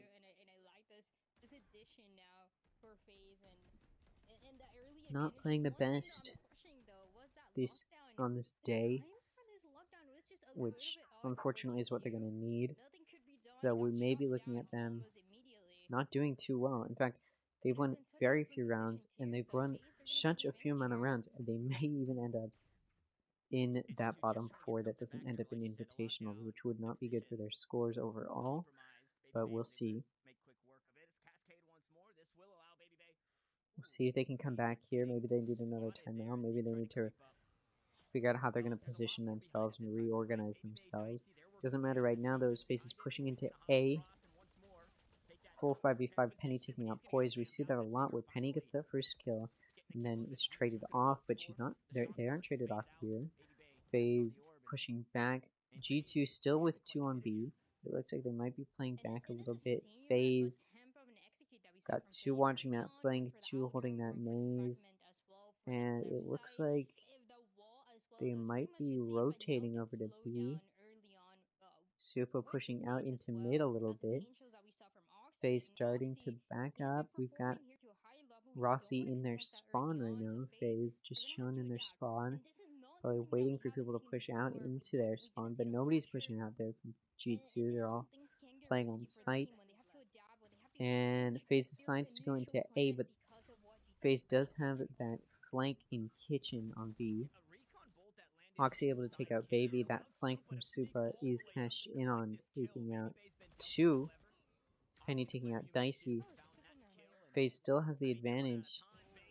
And will Rossi be able to clutch this out? No. Whippy takes out that kill. And we're not. Finally, for the first time, G2 wins a round after winning those first 2 pistol rounds. Those first few rounds. They have finally won a round after those first few, the first win streak that they get in those first few rounds. They finally won a round past beyond that, which means we could be seeing that their pattern is broken and they're not going to play exactly the same way that they were playing before, and FaZe isn't just going to be able to take them out. FaZe opting to use one of their timeouts right now, going into round 7, which if you remember was actually the same time G2 used their timeout last game, one of their timeouts. And we didn't see any other timeouts, and we also didn't see very much change in G2's playing. So we'll see if in this timeout FaZe can reorganize themselves, maybe to catch in a little bit better, and sort of get a repeat of last game going for them, because they do want to win this game on their map. That'd be pretty big for them. Score 3-3. We'll see if FaZe opts to play better this round. play better after this timeout, unlike G2 last game, which didn't really change very much after the timeout. We'll see if this does change things. It just internationally, I believe it was PRX that was, playing the Harbor on Icebox. So it's not, it's foreign to North America for sure. It's not something that we've seen just yet, but it's also different than if I was to think double initiate or double. All right, FaZe. Looks like they're gonna be pushing into B. They've got 3. They've got the wall going up from Harbor, trying to get some vision there. Not very much vision is gained though. GT does ult on A, sort of forcing FaZe off of it. And FaZe seems to sort of just be waiting. We've got 2 holding mid. We've got 3 looking into main, seeing if they can get any picks. But G2's playing back, not gonna let themselves get picked off. Again, a lot of team play from both teams, playing together, not so much individual going off on their own play. And when they do that, it does usually work out. And what you mentioned, right, is that playing together here that has to make the difference for FaZe. 2 players going into Tube now, up into Kitchen, where Killjoy does have quite a bit of util and cashes in on it, taking out Baby. Oxy with the Operator able to take out Super, but Dicey just takes out Oxy, shuts him down, and now FaZe may have an op. G2 taking out Poised, one of the other people pushing through into 2. FaZe now only has 2 on site now. The spike has not been planted yet, still on Rossi. The wall goes down from Harbor. Dapper takes out Dicey. It's now just Rossi who is taken up by Penny, and that's going to be a really good round for G2. They're now starting to play better. There's also Viper split towards that A side, so going for that attempt was just not going to work out, right? Especially with the kind of execute that we've seen from FaZe every single time they go for that attempt early on. With the Owl drone, the Viper wall as well, everything that we mentioned. So it gets so much more difficult when you are not going to have that information early on. You cannot bait as much utility as you'd like to from G2. 4-3 right now in favor of G2. They're on a winning streak now. They're trying to break that curse that they got into and that habit they got into in the previous game, and it looks like it's paying off. Going into round 8, they do have the they're leading by one round. FaZe has 2 with the spike looking in A main, and they've got 3 sort of playing in mid and B main. It looks like they're going to be pushing into A. G2 pushing up, grabbing that orb, backing up into the site a little bit. So what did that high tide actually do for FaZe? It cut off a little bit of tube, I guess. FaZe has the Viper ult, so they probably just want to plant and get that ult off and play post plant. G2 knows this. They're probably just going to try and prevent that play. A Nanoswarm is thrown from FaZe. 2 of them under rafters into hell. And we are seeing that plant and ult, just like we talked about.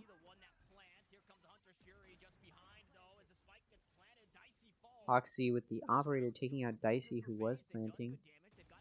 And Supa pushing right into Penny, and that's going to take out that Viper ult. Big waste for the Viper ult. FaZe now going to have to pick up the pieces. Penny taking out Baby, but Rossi does take out. And Penny's just on a killing streak right now. All of FaZe is killed with only 1 death from GT, which is going to be really good for them as they get another round. We did see last game that after G2 had that timeout, they continued their losing streak, and it looks like FaZe had that timeout and is now going to be starting a losing streak. So it looks like a little bit of a role reversal. It seems that both teams are playing better on their opponent's chosen map, which is a little bit interesting. And if G2 does win this again, the deciding map will be Haven, which should be a very interesting game, classic map. Could get any of the 3 from either Rossi, Poised, or Dicey. I love to see a lockdown coming through here, knowing that Dapper is going to have his own.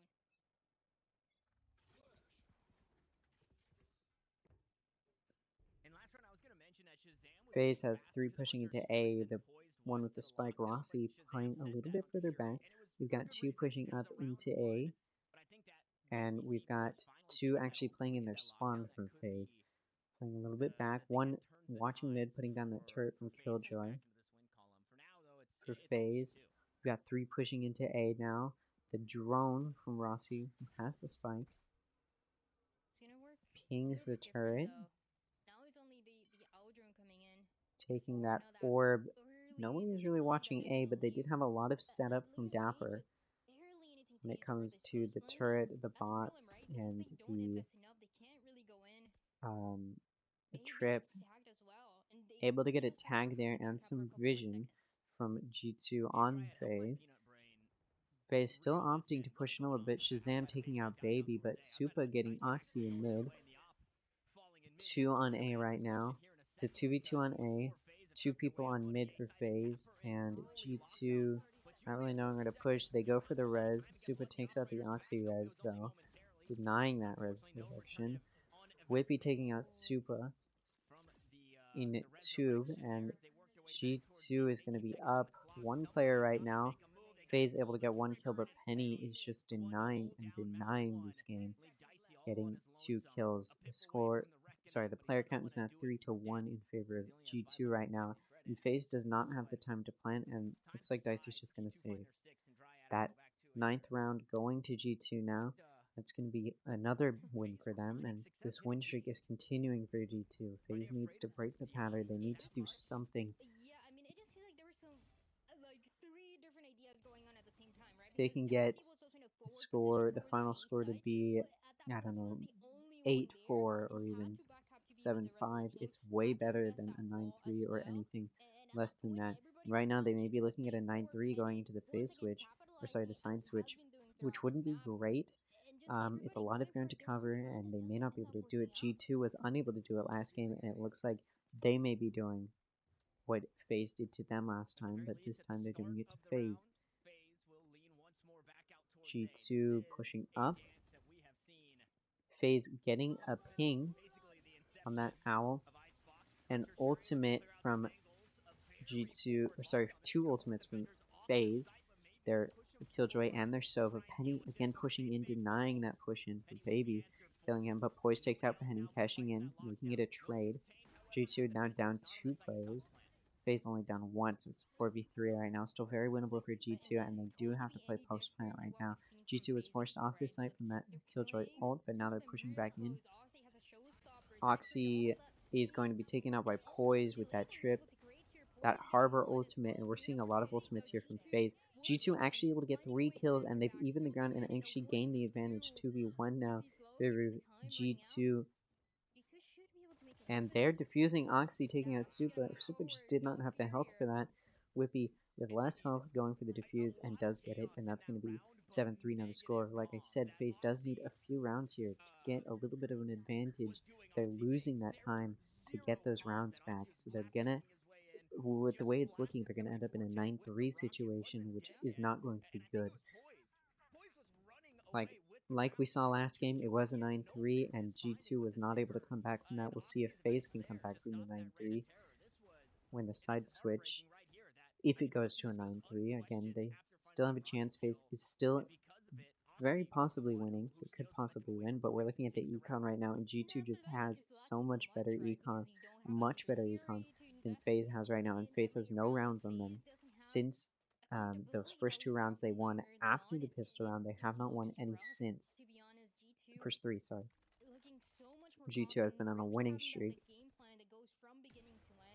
Oxy taking out Supa with the op, and I believe FaZe will want to push the op right now, just get it out of their hands, but Oxy takes them out. Oxy doing quite a bit of good damage. FaZe does drop Spike. G2 has Spike right now. We've got 1 player pushing through mid into their flank from FaZe. Poise is going to have to clutch this up in a 1v4 if they want to win this round. They may just decide they want to save. We'll see. That bot is down. They don't know that he's flanking. Poise is in a pretty good position right now. One of the only people watching the flank is Dapper. We actually have 2 watching flank. Dapper one of them, and Dapper probably the first one they're going to see, and Dapper is about half health right now. So this could be good for Poise. We make contact and kill on Dapper, but Shazam just takes out Poise in a trade, and that was a good trade for G2 as they're now going to be up 8-3. Again, FaZe needs, I would say they probably want to have one more win if they want to have a good chance of coming back here, but again, G2's on a very strong win streak.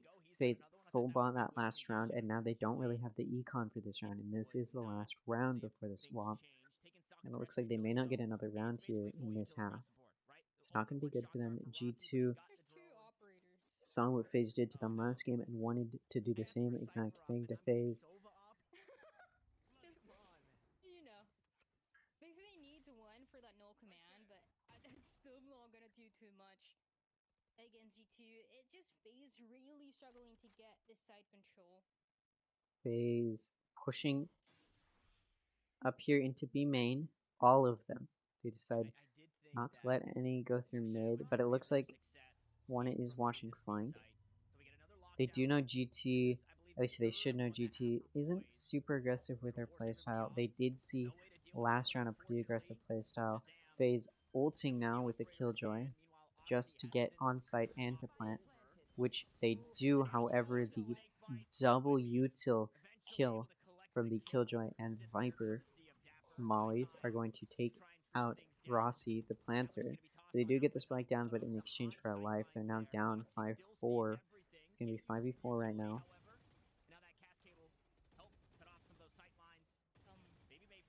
FaZe's ult is down. Looks like it was a team kill. They're resurrected. We've got 3 kills from G2, and the defuse is there. FaZe not able to stomp the defusal.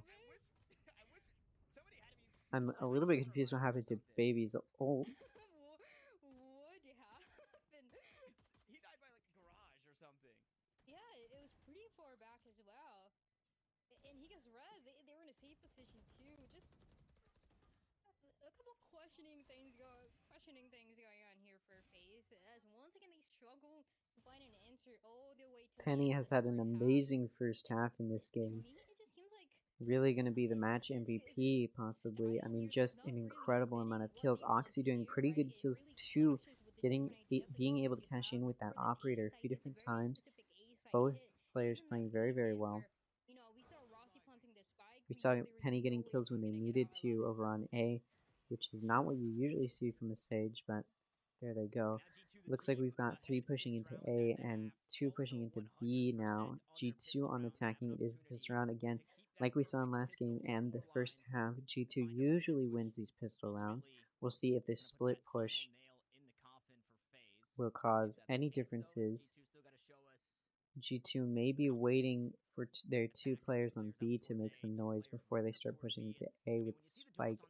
We will see though. We've got 2 on A, Harbor in mid, kind of pushing over to B. They hear some util, and now we've got 4 pushing onto B. G2 may start pushing in, and they do. On screens right now is Rossi. G2 pushing into A. Rossi not seeing them as they push under screen.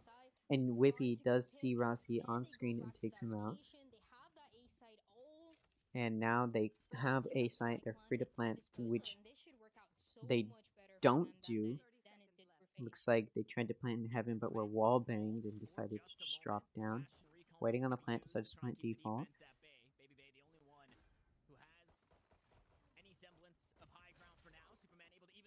Supa taking out Penny, Shazam taking out Baby, Dapper taking out Supa, Shazam taking out Poised. G2 now winning 4-1 in this pistol round. Like I said earlier, usually G2 wins these pistol rounds as we've seen, and they do it again, winning that first pistol round. And it's very likely they'll win the next one as well with that economy advantage. And if they follow the pattern we normally see, which is that they win that second pistol round. 10-3 the score, G2 up 7 right now. 10-3 is not good for FaZe. They have not won since the 5th round, I believe. G2 won the first 2 rounds in the half. FaZe won 3 in a row, and then G2 came back to win the rest in the half. giving them a 9-3 advantage going into this half. Now 10-3 as they won that first pistol round. We'll see if they can win this second round here too, which if they follow the pattern they've been following, G2 will win this one. FaZe probably just trying to stop that. In true FaZe fashion, gonna force up the Stinger. Supa doesn't want to give that up just yet, holding his cards close to his chest, so he takes down the Boombot with just the classic. You have to assume, if you're G2, you have to assume that there are Stingers in the hands of these players. And Looks like we've got 3 pushing into B main. We've got 2 on B site from FaZe. 1 watching that main. G2 not pushing it. FaZe not pushing it either. G2 probably just waiting for some vision. We've got 3 on A though. There's only 2 on B. G2 would have the advantage if they pushed in right now. And it looks like FaZe isn't moving from their position. 1 on mid and 2 on A.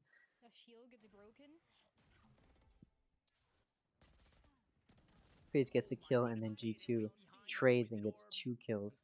That's going to be pretty good for them. 4v3 the advantage right now for G2. They do get flashed a little bit. FaZe shooting through the smoke, getting a kill. Baby coming through the smoke, getting a kill. They do need to plant. A kill there. It's now a 2v1 and G2 gets that kill. Sorry. Yeah, G2 gets that kill. FaZe taking out G2 though. And FaZe is going to get that round. We did see the pattern break, and it looks like FaZe may be trying to come back right now. G2 only needs 3 rounds. FaZe needs 9. Assuming it doesn't go to overtime, G2 gets more wins. But like we saw, FaZe did get the advantage after those pistol rounds. Came back, won a few rounds, gained the advantage, and then G2 just came back and took back the advantage and went on a win streak for the rest of the round. So now this is the map chosen by FaZe, so they're sort of favored to win this game, but the last map was chosen by G2 and they lost. So we'll see if FaZe can use the fact that they chose this map and they know it better than G2 to win, or if they are going to lose and it's going to go to a third game.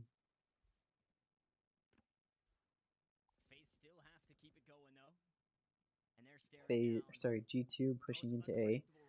There's 3 on A, the exact same thing that they played last time, except now we have guns for FaZe. G2 does not have guns. They went with a light buy, just trying to save some cash there so that way they can buy next round. G2 able to push onto site, getting 1 kill and starting to plant. FaZe did opt to push out, and I think that's what Baby was trying to do before he was killed, but he was all the way on site. It was going to be difficult. He was taken out. FaZe now pushing in. We've got 2 on on rafters, 1 on hell under rafters, and they are taken out by FaZe. Oxy taking out Rossi, and it's now going to be a 4v3 in favor of G2 still. G2 ready for the flank from Supa and takes them out. Oxy taking out Poised. It's now a 4v1. FaZe able to get 1 kill there from Dicey, and is taken out by Shazam going into that nest. That's going to secure G2 the round, and could this be the start of another win streak that takes them to the end of the game? We'll have to wait and see. Yeah, I mean, I never liked it in the first place. When we see from FaZe and they're playing that Neon comp and they're playing that the fast play style, then it looks great, right? But when it's rounds like this one, then it gets a lot rougher because you're understanding what's making the difference here for G2, and to see and to get to 11 FaZe, the only rifle that they had was in the hands of the Alright. and it was the last one there. It got shot down, and it just going into this, it looks like G2 has 2 pushing into B and 3 pushing into A. G2 able to get a kill off there as FaZe pushed up a little too hard into B, and FaZe decides to rotate a little bit off of that into B. They actually have 2 pushing into mid, watching that as G2 pushes into A. All 5 of them, as the 2 on B did rotate over to A. So now they've got 5 pushing into A. FaZe has to play back, and it looks like they're gonna have to play retake here as G2 is planting, and they get the plant off. A little bit of defensive play. Penny now with 1 HP from that play from FaZe, but doesn't get killed. is able to heal themselves. That's why they went with Sage. 4 of FaZe members pushing in. Oxy able to get a kill. Dapper able to get a kill. Rossi able to get 2 kills. Oxy taking out Rossi, and that's going to be that round for the attacking, which is G2. Now up 12-4. They are 1 round away from winning and going to that 3rd decider round. This would be a pretty big win for them, and it'd be pretty interesting because G2 chose Fracture and they lost to FaZe and Fracture. But once G2 was on Icebox, which FaZe chose, they started winning. So if they win this, it'd be a little bit of a weird swap where the other person's map is the one that they won on. The enemy team's map is the one that they won on. When in reality, it should be the other way around. We were expecting FaZe to have a little bit of an advantage here, especially with the poor play from G2 last round. It didn't matter. Now, G2 pushing into A, able to get 2 kills right off the bat. That's going to help them push into A here. And it looks like they're going to try Harbor for FaZe is still on site. And actually, 2 players for FaZe are now on site. Dapper taking out Dicey, Oxy taking out Poison. It's now a 5v1. Could this be a flawless round? No, it's not. As Suva takes out Oxygen and Penny, making it a 3v1 now. A little bit of defensive play there from the initiator for G2. Suva does need to get 3 more kills here. Whippy with the flank on Supa, taking them out, and G2 is going to win game number 2 of G2 versus FaZe. The first game of day 1 of the This is Challengers. This is what we're here for. We went through the openers. Now we're in the heat of the moment. We're in it, and we're looking at game 1 or matchup number 1 of day 1 of week 1 in this first split, and it's a pretty good game so far. G2 was dominated by FaZe in that first game and lost 13-3, and now we're looking at G2 winning this second game 13-3. The funny thing is that both teams won on their enemy team's map, the team their enemy chose, and they ended up winning those, which means the people who chose the map did not end up with the advantage. Now we're going to move into the Cider. The map is Haven. It's going to be a pretty good game. It should be. Go ahead and listen in. A whole lot on Fracture. Fortunately, there's a chance that we could get it again. We'll see if FaZe can go back to the FaZe of old. I say old, but I mean like an hour and a half ago of what we saw on Fracture, or if they're going to be kind of the same stuck in the mud FaZe playstyle as we set things up as we head out to Haven. It's map number 3 to see who can take the lead in our groups between a FaZe and G2, and it comes right after this. We are going to go ahead and click away for the ads. We're going to go ahead and take another look at how Challengers is going to work moving forward. So we already went through this first opening section, which is talking about... Hello?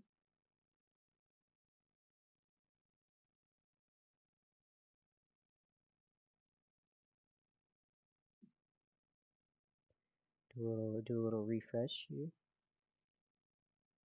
Just set for Tier 2 Valor.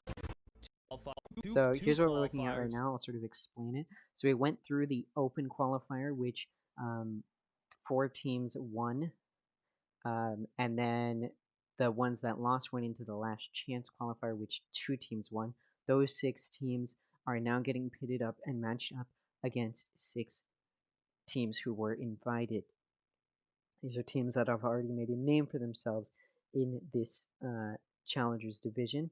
What we're looking at right now is Challenger Split 1. I'll go ahead and show you the matchups for those, which are down here somewhere. Here we go. So these are the matchups we're looking at. So we've got FaZe Clan. We've got 2 groups, okay? So Group A is going to be these top teams. Group B is going to be these bottom teams. So these teams are playing against each other, I believe, right? Does it say anywhere? I think that's it. Unless I'm crazy. I think that's it. So yeah, we've got Group A up here, Group B down here. Today we have FaZe Clan and G2 Esports from Group A playing against each other, and that's what's happening right now. We've seen that G2 has come back in this second game, but it's 1-1 right now, one game for each team, best of 3. So that means whichever team wins this one is going to take this first game. The way that it's going to work is we're looking at a point-based system. I'm going to go ahead and show you the video again in a second. But yes, so these are the matchups we're looking at right now. It's FaZe Clan versus G2 Esports for Group A, TSM versus Mad Lions for Group A, Shopify Rebellion and versus Turtle Troop for Group A as well. And this is all going to be this first week. And then the Group B matchups is the Guard versus Disguised, Breakthrough versus Oxygen, M80 versus OR. This Group B has been looked at, and a lot of other players, a lot of announcers are saying it looks very, very tough in this Group B. It's going to be very difficult. The Guard has been, some people claim it to be the best Valorant team in this entire matchup, and it's going up against Disguised, a new team this year, completely new, and won in the open qualifiers. They were pretty good, and now they're going up against Guard. It's going to be a tough match, and I'm going to show you the way that this point system is going to work, because it's not a tournament system. Okay, just because they lose this game doesn't, just because whichever team loses doesn't mean that that's going to be the end of their time. There's actually going to be another split, and I'll show you, and they're going to get to earn more points, and points are going to be what matters, and I'll show you this clip. Just set for Tier 2. 2 qualifiers, 2 splits, a mid-season invitational, and the Challengers playoffs. Entrance into the league starts with the Open Qualifier and Last Chance Qualifier. The first qualifier starts early January. 256 teams will compete over the 5-day span. When 32 teams remain, the bracket will convert to a double elimination best-of-3 bracket. 2 teams will earn a spot in Challengers League from the winner's side and wrap up with 2 teams qualifying from the lower bracket. The Last Chance Qualifier will run at the end of January. The upper and 1 team from the lower bracket. Teams have earned a spot through qualifiers, and 6 teams have been directly invited to form the Challengers League. The Challenger teams will begin their season early February in Split 1. Both splits will have the 12 teams divided into 2 groups of 6. Split 2 will have the groups reseeded and drawn based on the league points generated in Split 1 and the mid-season invitational. In both splits, groups will run in a round-robin format with a BO3 match weekly over a 5-week span. At the end of each split, groups will be combined, standings are determined, and challenger points awarded. The mid-season invitational lives between the splits. The top 8 teams at the end of Split 1 will be invited to compete for the opportunity to earn more challenger points. Only the top 4 teams in the mid-season invitational will earn the advantage of more. So yeah, that's pretty much how this is going to work right now. This week is basically competing. I'll go ahead and pull this up. Is essentially competing to get this first split is competing to get into these invitationals, which are going to be pretty big, and then so they're basically trying to earn points right now. Those points are then going to earn some people, 8 out of the 12 teams, the opportunity to go into the midseason invitational and earn more points. And then Split 2, all of the teams will once again be able to compete for more points to try and get into the Challenger playoffs, which... Playoffs. Before we can talk about the playoffs, let's explain Challenger points further. Challenger points are earned and accumulated through each split, and the mid-season invitational, with Split 2 having a slight increase in points awarded. After all the points are tallied, we'll have the final Challenger standings to determine which 8 teams will fight it out in the Challenger playoffs. The playoffs will run from late May to early June in an 8-team best-of-3 double elimination bracket. The top 2 teams from the playoffs earn a berth to the Ascension tournament and look to win the ultimate prize, a spot in the International League. Yes, so the entire point of this entire thing is to get a chance to be in the International League, which is a whole other game in and of itself. This is going to be a very competitive season for a lot of these teams, and they're going to be trying their very, very hardest to get into that International League. So this is what we're going to be looking at. This is how it's going to work. The 8 teams that qualify after these 2 splits and the mid-season invitationals are going to end up in this playoffs tournament. These the 4 teams that lose this first round are going to go up against each other. It's sort of like the losers bracket, the last chance bracket. The teams that continue to qualify are going to fight it out here for this spot. The teams that continue to qualify for right here are going to fight it out for this spot. And then we go to the Ascension Tournament, which is basically these 2 teams playing against each other in a chance to win this spot here, which will land them a spot in the International Series, which is a very, very big series. But now I'm not so sure because we've seen both teams trade blows. So let's go ahead and take a look still back at this think that podcast. FaZe is gonna Again, have we'll go over it an again, advantage but for this last Breeze map was because, banned by you know, G2, the Bind was composition banned that by they decided to go FaZe, with, we already Fracture talked was about, and picked Oxygen by just G2, doesn't make sense Icebox for was a picked FaZe by playstyle. FaZe. But in Haven, Interestingly when you're enough, able to set up potentially your G2 jet won, to sorry, have more FaZe support won the map positions, that was similar picked to by what we saw G2, in and Fracture with the G2 won Neon, the map that then was it's picked just by set up for FaZe. So now success we're going for to them. this And I think decider. it would be very Ascent was similar to banned what by we saw in G2, Pearl Fracture, was banned by where FaZe, and now we're moving the into side of the G2 decider has from a Haven. This is going to be a very good pretty idea of what big they want to matchup, bring, I think. but if it's just a It's fast going to be hit very over and competitive over from against both sides. FaZe, then it gets so Interestingly, much more what we difficult. did see And this is from when FaZe in bring both back games was their that own the playstyle that enemy they team, like to do. sorry, that whichever team was My winning fear dominated is the that entire because time, we're out and of we the saw it chamber immediately meta from that and first we're half back that to they where were teams are probably going to really win, heavily and they investing did into a win jet to have every a jet time. op, So we're is looking at that that again, we going to the won't Haven. get We're to going to see see who the is getting that fast early lead FaZe after that sway 5th or play 6th round. We if want to maybe see they who's lost starting in to the pick jet up the pace, because there to are see if ways it's to going to deal be a with that, right? repeat We or if get the it's going to breach be a here, we close, get the fault lines, you don't 11 want to to just 13, off the or rip maybe toss even out your tailwind. So I overtime would match really love, and I think for it would shift kind of the my third thoughts into game. the FaZe's favor Yeah. if they do bring out the Neon here for Baby Bay. That way they can continue to play forward, to play on that front foot, to break some of these the setups at the start of rounds that are supposed to slow things down. So if we get the Neon, I think that means good things for FaZe. If we just kind of rely on the Jets, I don't know how this map looks for them. You know, there's even a world where we can see multiple duelists coming from FaZe. Obviously, they have that option. There's always the fallback if they really wanted to push their luck. Dicey could go back to playing Jet. You could have Baby Bay on Neon. I don't think it's a great idea, but it is a possibility that they could move in that direction. But I do agree. I think that Baby Bay on Neon, especially on this map, we've seen it done by other teams and how it can work. I feel like other teams kind of laid the footwork, the groundwork, the foundation's been laid, and now they can follow in those footsteps. But Dryad, is it going to be what we see from FaZe that really tips them over the edge? Or is it potentially just going to be G2 still feeling a little bit clunky? Because we say that FaZe is the favorite right now coming into map 3. G2 just feels like they're still figuring things out. Is that what's going to potentially give FaZe the edge in your mind? Well, I think to me it goes down to Rossi and Baby Bay, and like you guys were saying, what the composition is going to look like. Somehow in this world, it feels crazier for FaZe to play a double controller than a double duelist in a match like this one. So I don't think that's out of the table, but I do expect that one duelist from Baby Bay, potentially that Jet that we haven't seen today.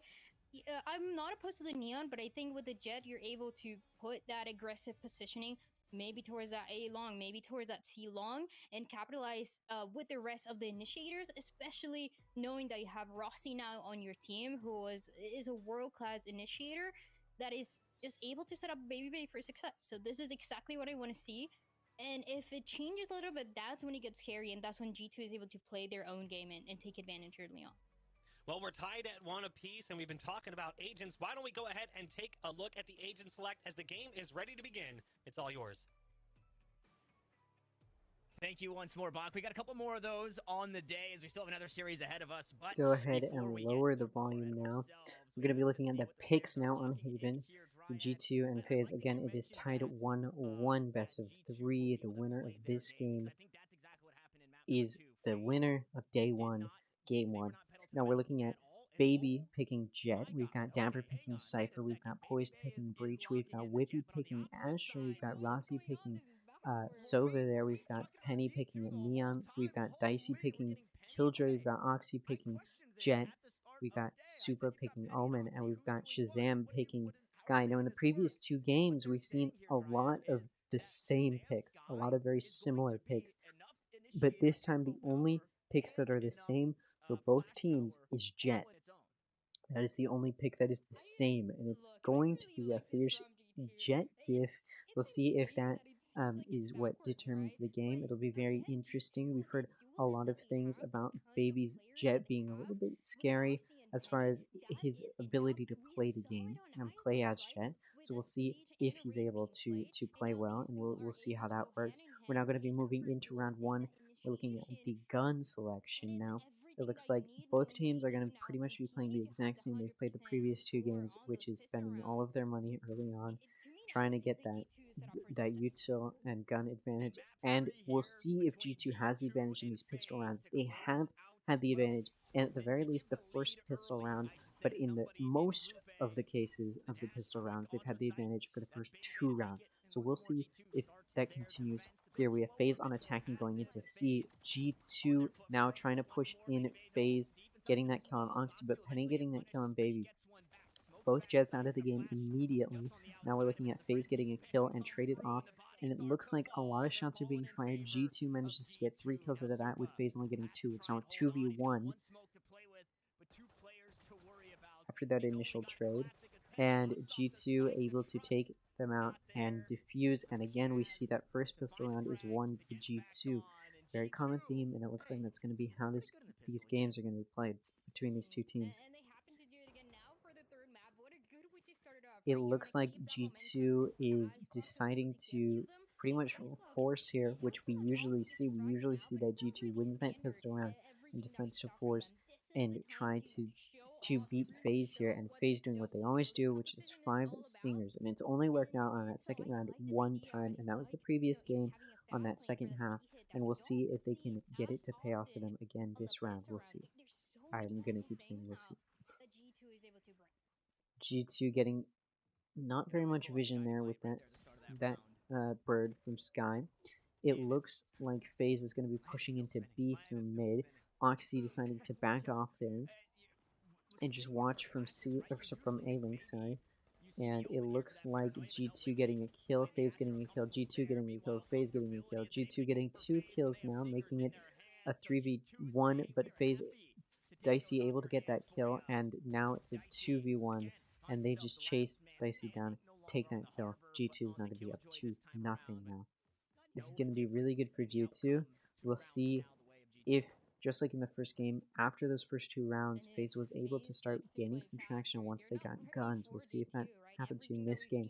I thought it was going to happen in that in the previous game, but it didn't. G2 was FaZe did win a few rounds, and then G2 just came back and dominated for the entire rest of the game. And we'll see if they can do that again here, or if FaZe is going to say, no, we're coming back, and we are winning this 3rd game.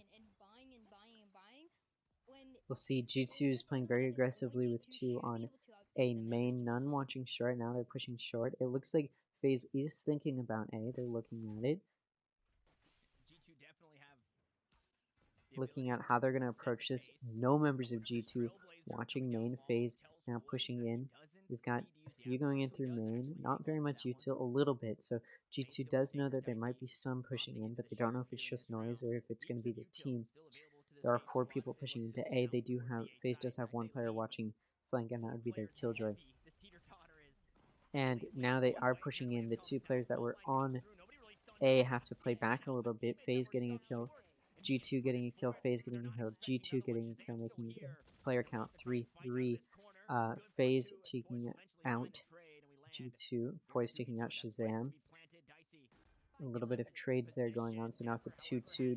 Dapper taking out Poise and Whippy taking out Dicey while he's distracted on Dapper, and that's going to be a really good play there from G2, and they're going to take this 3rd game. And like I said, after those first 2 or 3 rounds, what happened in that first game was FaZe came back. However, this time we are seeing that G2 is still winning. We'll see if FaZe can win these next few rounds and see if they can continue to win those rounds. It's getting to look like G2 has some pretty good econ right now. They're going to end up having quite a bit of econ, and they're already able to full buy with all of their util. And Oxy already has the operator, and he's going to be on A watching that. That's going to be a pretty big play to watch. FaZe also able to full buy. They save their money, and we'll see now that FaZe has guns if they can do anything against that operator from Oxy.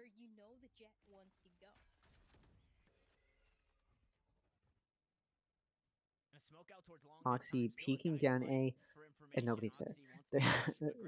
FaZe is backing up, looking like they're going to push down C. Looks like Oxy was holding the long. So he was holding, not even long, he was holding A short. He's still holding A short with that operator, but he really needed to be holding C long because that's where FaZe is going, and it looks like G2 knows that that's the direction they're headed in. They're starting to back up over there. They're mostly on that C and B side near that link. We've got the Sky ult pushing through grass at those players who were in C main. It looks like now they're pushing right onto B. All of them now. We do have Breach looking through window for FaZe. They only have 4. Rossi was taken out. And we do get that ultimate from Dicey. G2 going to be backing up. Oxy pushing into the flank. Is he expecting Poise to be there? No. Misses the shot. Poise takes out Oxy, and now FaZe actually has an op. Dapper taking out Baby, and we now have a 4v3. Still a 1-player advantage for G2. Are they going to be able to cash in on that? Are they going to be able to use that? They are. Dapper might even get the ace. Doesn't. Dapper gets taken out by Dicey. Shazam taking out Dicey. And that's not going to be the ace for Dapper, but it is going to be a 4K for Dapper in that round. G2 is going to finish with 3 players still alive, defusing that spike. It's now 4-0. Both teams full bought that round, which means whichever team lost was not going to be looking very good. And FaZe, unfortunately for them, did lose. So now their econ's not going to be great. G2 may have secured another round for them, as they still have pretty good econ. Oxy has that off again. And both teams, and G2 is able to full buy. FaZe going for the full Stinger setup. We often see that, and sometimes they are able to cash in on that and even get some guns back. We've seen FaZe do it in this matchup. We'll see if they can do it again. Oxy peeking down long, gets smoked off, does get a kill with that op, and gets out of there. That was a really good op kill. And now they're backing up. We've got 3 on A. They did get a kill. Is FaZe going to back up off of that kill, or are they going to keep pushing it? Looks like we've got 2 backing up, including the Spike. They're Jet and Breach backing up with FaZe, while 2 are looking down short, hoping maybe that somebody will push it, maybe even the operators. They can get a free op off of that. But they're starting to back up now. FaZe is looking down B main through mid and just watching it. G2 does have Whippy just holding backside on B. And the entirety of FaZe now, who is still alive, is now pushing down B. Very slowly, but they are doing it. G2 has 2 on A, 1 watching short, and 1 just on site. 1 is going through A link and gets smoked off, and now G2 knows FaZe is pushing through B. We've got 3 pushing onto B right now. Dapper not able to get a kill there. G2 gonna ping the spike, hoping that they can get some of that util used, and FaZe does use some of that util. Now, the player count is even right now. FaZe was able to pick somebody off, and Baby's ultimate with the Jet was able to take out Oxy.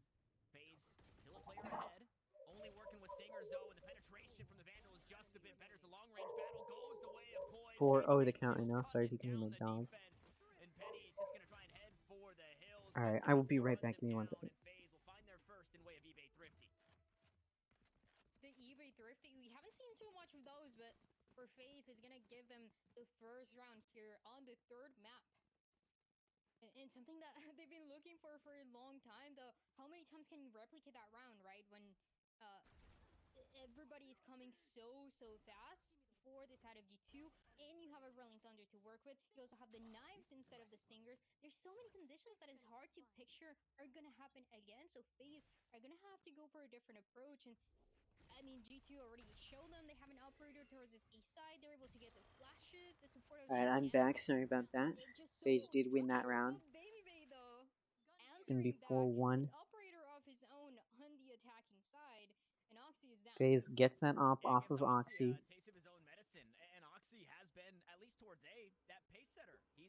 It looks like. Or maybe not. Because G2 just picked up Oxy's op. Never mind, G2 already had that on. Pushing into B main right now. Shazam getting that kill on Poise. It's 4v4 right now. An op player himself slows things down with that kill onto Poise. Now Flash is off the table. FaZe pushing into Garage. We've got 3 of them. One pushing down C main. That would be Baby with the op. Looking down to C long. A little bit of a trade there. Dicey taking out Penny. Dapper taking out Supa. Player count still even 3-3 now. Whippy able to take out Dicey, who's trying to flank Dapper. Rossi, however, does take out Dapper and Whippy. It's now a 1v2, and 2 players have ops right now. One of them is Shazam, gets taken out by Rossi, and now they're going to have 2 ops. If they don't pick it up, they decide to just keep 1 op for FaZe. FaZe saying, yes, we do have guns now, and yes, we are going to win. G2 only able to win those first 4 rounds. Will they be able to come back, or will FaZe just start rolling through and getting a win streak just like we saw in the first game? We'll have to wait and see. It's 4-2 the score right now. To keep this operator on the attacking side, which is interesting if you're going for that A contest as we saw for the last round, but again, how many times is G2 gonna allow that to happen?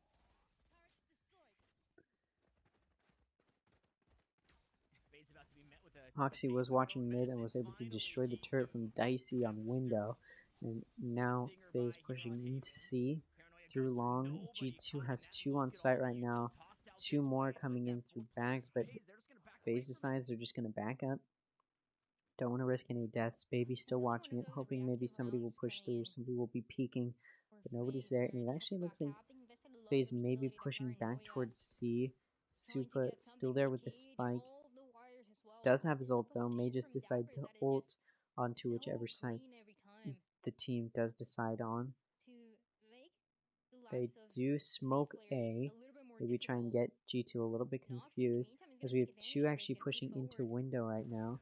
Most of them pushing through mid. FaZe able to take out Dapper, and we have Oxy coming through to take out Dicey for that trade, and it does happen. We're now at a 4v4. We've got 2 players in the attacking side spawn, but it looks like they're going to push back into Garage. We've got Shazam being the only player pushing from defense side, and they're going to come through CT, who is smoked off, pushes out, gets a kill. Shazam takes out Poise. Baby takes out Whippy. Oxy takes out Rossi. Supa takes out Oxy.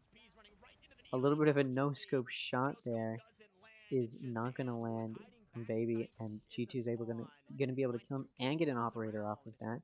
They're gonna have some good econ right now. They do get the defusal and they get the round.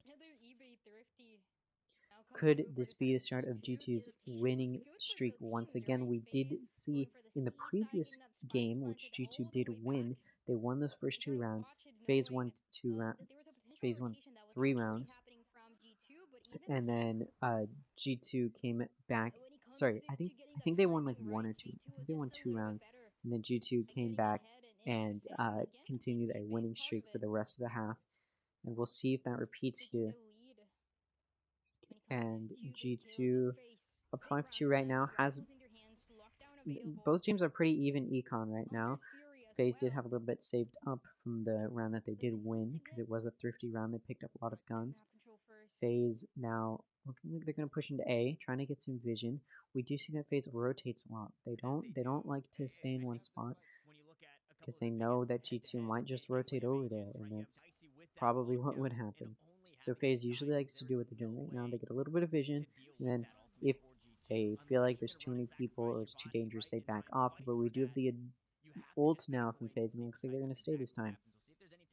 G2 does have 1 in heaven outside of the ult, and that ult is a pretty penetrative ult. It's forcing Shazam all the way back into G2 spawn, and FaZe is now going to push in and take site. G2 going to have to play retake. FaZe now able to play post plant.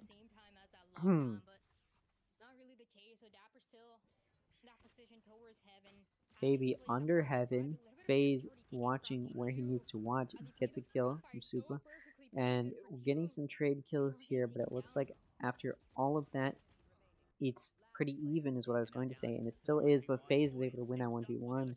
and that's going to be the win from them. We now have a back and forth going between G2 and FaZe, and the rounds that they're winning, it's a lot closer than these past two games have been. We've seen a little bit of switch ups in the first few rounds, and then one team usually takes dominance, but here we're seeing a lot of back and forth. This could be a very good final game where we could see a lot of back and forth. Again, G2 still up 2 rounds, so they do have that advantage. So if it does become a back and forth sort of thing, G2 will inevitably win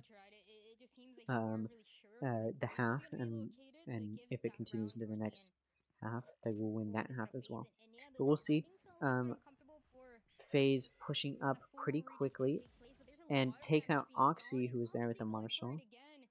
Immediate pick there, and they might just decide to push into A. G2, we've got 2 watching short, and none of FaZe pushing out long, and they're actually backing up a little bit. We do have 2 of FaZe actually pushing into grass mid, and we have Whippy watching B in case they do decide to push. G2 pushing up and gets 2 picks, and that's going to be 2 kills. It's going to win them back that player advantage. And FaZe able to take out Whippy on B though, and that's going to even out the player count. Some trades there is going to make it 2v2. Another trade is going to make it a 1v1 now. FaZe Shazam versus Rossi. G2 Shazam against FaZe Rossi, and G2 Shazam wins. Doesn't even need flashes, doesn't need any event, just needs to outgun, and he does. 6-3 now. We are starting to see it back and forth. G2 won, FaZe won, now G2 wins. Will FaZe win this one, and will it continue the back and forth? We'll have to wait and see. A really good kill from FaZe there on B. Kept Rossi alive. If they had lost that, that probably would have been the round. They still did go on to lose the round, but it was a good kill there. Credit where credit is due. And it looks like G2 able to full buy, and definitely not a full buy from FaZe. Only one of them able to full buy, the rest of them... Sorry, only one of them able to buy a real gun, the rest of them with low guns. And all of them with low shield, except for Dicey. FaZe pushing in now to C. G2 able to get 4 kills. Poise able to take out Whippy, and then Dapper takes out Poise, and that's going to be that round. A very quick win from G2. It's going to be a pretty big round for G2. 7-3 is the score right now, and we're looking at a little bit of a repeat score. FaZe does want to get more than 3, and they're actually going to take a timeout. It looks like they want to use the timeouts. This is the game to use them. You want to probably use, I mean, as many as you can, really, just to gain as much of an advantage as you can, strategize as much as you can, because they are down so much and they need to win this matchup. On day 1, week 1, it's pretty important that you get that early lead, and those early points are going to be huge. Again, because it is a point system that's going to carry people through challengers, and FaZe wants those points. G2 wants those points. Every team in challengers wants those points, and FaZe does not want to lose out on those. They're using these timeouts. They're trying to strategize. Now, in the previous game, FaZe did take the timeouts and won 2 rounds, and then went back to a losing streak. So we'll see if we'll see if this timeout does help, or if, as we've seen, the timeouts not really helping from both teams. We'll see if this helps or hinders their ability to play. We'll see. 7-3 the score. It looks like a full buy from G2, and likely a full buy from FaZe. This could be a good round for FaZe. If they win this, they could gain a little bit of econ back, as they are down quite a bit. G2 with a pretty solid econ won't be affected by a loss, other than them losing some money, but they would still be able to full buy again, so it wouldn't be the worst thing in the world for G2. FaZe would have to win 2 in a row to really ruin the econ of G2. In any case, FaZe is pushing down into B. We've got 2 looking in Garage. We've got the drone from Sova into Garage. We've got actually most of them pushing into Garage. We had Baby actually with her ult push through B, sorry, C-Link, but Penny with the flank, who is already on B, gets that kill on Baby. And we've got 4 kills from G2, 3 of them from Whippy, and Penny with the ult is just going to finish that round. And G2 absolutely dominated that round. FaZe only getting 2 kills. It's not looking good for them. We're looking at a score of 8-3 right now. FaZe wants to get another win. They want to have at least a slight, a little bit of an advantage to themselves moving in, and they just don't have it. Then they have no edge. They've got nothing. They're gonna go into this next half. It looks like with a 9-3 again, which they were not able to come back from last game. G2 wasn't able to come back from it in the first game. So it's not an easy deficit to come back from, and I don't think FaZe will if they go into this next round. It's a 9-3. Looks like FaZe is pushing into C, and we actually have Oxy looking down with an op. We got some vision from their sky, knows that they're there. Oxy now knows that they should be holding with the op, misses the op shot, hits a headshot op shot, again, gets another op shot, and they just keep peeking. They now have Spike down, they know that they're there, and we've got Killjoy from FaZe ulting, pushing them off of site. It was a good ult, it was well zoned. However, Oxy is able to get into the heaven there. FaZe only has 2. Poised able to take out Oxy, no more op for them. It's now a 4v2. It's not going to be a flawless game, but I think G2 could still win this. I may stand corrected. Poised finds Shazam picking up again, takes him out, but Whippy takes a dicey Penny there to trade off that Poised kill and take. Sorry, not trade. God, I keep forgetting to play games. Okay. We haven't got the curse. Whoever's been up 9-3 is just absolutely decimated. Yeah, that's true. Even without winning the pistol, as we saw in the first map. We're now looking at 9-3, G2 winning against FaZe. It's looking exactly the same as it did last game where G2 won. And it's looking exactly the same as the first game where FaZe was up 9-3 and won. So it's looking like when a team is up 9-3 in this matchup, they're going to win after that first half. And we'll see if FaZe can come back. But we do know G2 is pretty good at winning these pistol rounds, and we'll see if they can continue to win these pistol rounds. They're now on attacking, pushing into A. We've got 4 of them going up short, and 1 kind of getting vision down long, and is actually going to push down long. Well, 2 of FaZe's members are just going to look down short, and they're actually just almost going to allow G2 to walk in and get 2 kills. Poised able to take out Dapper, but Whippy able to take that trade and take out Poised. G2 up 4-2 right now. The other 2 FaZe members were not on site. We've got a flank from Rossi, expected by Oxy, but unable to take out Rossi. Rossi winning that exchange. 3-2. It's a player count. FaZe able to get 3 kills, and that's going to win the pistol round for FaZe. It's going to be the first pistol round FaZe has won in this matchup. They decided that enough was enough, and they needed something. They needed to go into this round with something, and they got it. They now have the advantage, and they could win a few rounds off of that initial win. It's really big to win that first pistol round for them right now, because if G2 had won that, probably getting at least 2 wins off of that, which is already getting them that much closer to victory. Now FaZe is starting to make progress towards the amount of wins they need to beat G2 here, which is a big deficit. They needed 10, now they only need 9. G2 still needs 4. It's a pretty close game now. FaZe is probably going to get a few wins off of this if G2 can't shut them down. They're going to try to. And FaZe able to get a kill through the smoke on Dapper. That's going to be pretty big. Immediate. Oh, shoot. Yeah, that's going to be pretty big. Sorry, I was thinking something. It's going to be pretty big for FaZe there. It's going to help them win this round and cash in on this. G2 pushing up through long. They definitely want to take out Baby. They've actually FaZe 2 people watching long right now as G2 is pushing up. Rossi takes out G2. Poise takes out Shazam. Baby takes out Oxy. Whippy takes out Poise. Baby takes out Whippy to win that round. That's going to be a really big round for FaZe there. Again, they're saying we're going to take advantage and we're going to start winning rounds. G2 is deciding to continue to save and light buy here, so that way when it comes down to next round, they will all be able to full buy. Both teams will probably be full buying. FaZe is light buying here. They're spending a lot of their money here.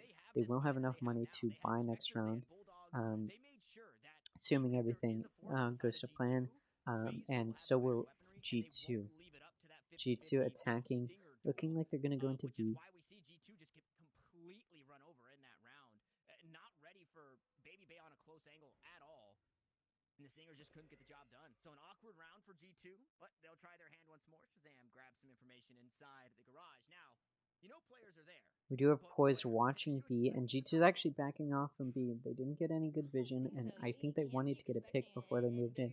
Looks like they're going to be going for A again. They have lost A the past 2 rounds, and we'll see if they can win this A push. We do have an owl from FaZe and gets good vision there. FaZe decides to back up as they do get that ping and probably see G2 backing up. G2 backing up now, looking like they're going to go towards B. There's only 40 seconds left in the round. They sort of got to make a decision quick. They want to have enough time to push in. We do have 2 in garage, and G2 is pushing in. G2 able to get a kill, but FaZe able to get 2. G2 able to get a kill, Supa able to get a kill, G2 able to get a kill. 2-2 is the player count. It's a 2v2. Now it's a 1v2. G2 able to get a kill there and is blinded. It's now a 1v1. G2 Whippy versus Rossi. Rossi does have better guns and better health and uses both of those to his advantage to win that exchange, making it 9-6 now. FaZe has enough money to full buy. G2 should have enough money to full buy. It's going to be a big round. G2 needs to beat out FaZe here. They need to start getting it back their edge. They had an advantage and they're starting to lose it. It's starting to slip. They had a really big advantage, a 9-3 deficit, and now they could be losing it. They could be succumbing to the 9-3 curse for the first time in this matchup. Score now 9-6. Pretty good comeback so far from FaZe. We'll see if G2 can say enough is enough and push in and do some good attacking. Looks like G2 is playing default right now, just playing back, looking for picks, pushing in a little bit, not too much down mid, leaving the spike in that window Covey. FaZe playing pretty far up with that operator on C, and Whippy might even be pushing into that. Baby looking down, Whippy waiting. They don't know each other are there. They're probably waiting for somebody to peek out. Whippy doesn't see Baby doesn't see Whippy. They're just watching this angle. Whippy now can't cross without being seen, and that's an op shot that completely misses from Baby. And I think G2 is going to send 2 people into A. 3 of them sort of just chilling in their spawn. It looks like maybe G2 wants to have people make noise on A, bait them over to A, let them use some util on A, and allow Oxy and Dapper to push into C. And it looks like that's what they're doing, as FaZe has completely rotated off of C, and they have no idea that the spike is going on to C. And G2 runs off of A now, not taking any damage, just getting a little bit of util use from FaZe, and are able to plant on C. That was a really good bait, as the entirety of FaZe rotated onto A. They weren't expecting that rotate there, which is what happened. And now G2 just has to play post plant with that long, playing for long is going to be really good. G2 able to take out Penny in mid, that's huge. We've got a flank from Oxy who's able to get 2 kills, Dapper able to take out Poised, Rossi able to take out Penny. It's a 4v1 right now. Rossi in garage, G2 knows he's there. Are they going to be able to kill him? Not only in way of bodies that he has to deal with, but that clock is ticking, and damage is going to be name of the game. And you mentioned it at the start of the round, Dryad. This was an important one for FaZe to win because G2 had the rifles in their hand. It was their first full buy here in this round, or in this Rossi game, I should say. takes out Dapper, able to get 1 more kill before the spike explodes to get it, regain a little bit of econ. G2 now saying, okay, we're going to start winning. They're going to have a little bit of money now to work with. They're going to have a little bit more room to work with. It was good that they won that round because they were down on econ. FaZe still has a little bit of econ. Whether or not they're going to choose to save it or spend it, we'll have to see here. It looks like they're going to save it, FaZe. One of them buying, one of them doing a full buy. That would be Rossi, who did get quite a bit of econ from the last round, getting 2 kills.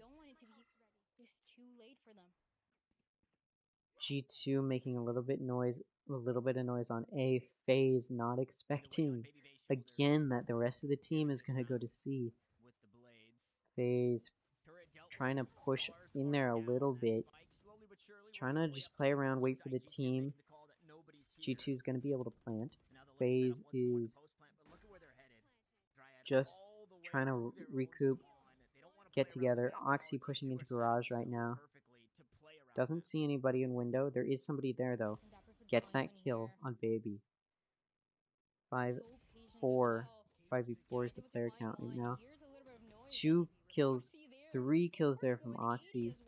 And not a 4th kill. Supa able to take out Oxy, ending that kill streak. Can Dapper take out Supa? No, Supa takes out Dapper. It's now a 3v1. Baits out that teleport, but isn't able to use it to get any kills. Whippy takes out Supa, not letting him clutch. It's going to make this count 11, the score 11-6. G2 is 2 rounds away from winning this matchup. It'd be a pretty big win for them. It's going to be a lot of points. Considering how badly they were beat in the first game, they do not feel, they said they did not feel good, and now they're going to try and come back in this third game, and they're doing it.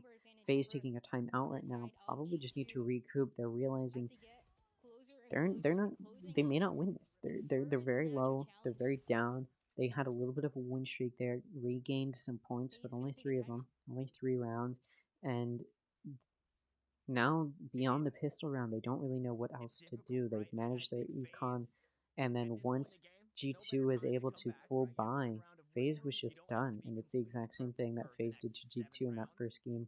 Once FaZe had that econ, they just destroyed G2, but then going into game 2, once G2 had the econ, they were able to take out FaZe. And it's really interesting to see just like how much the tables have turned from that first game. It looks like G2 just needed some time to warm up. Timeout over now.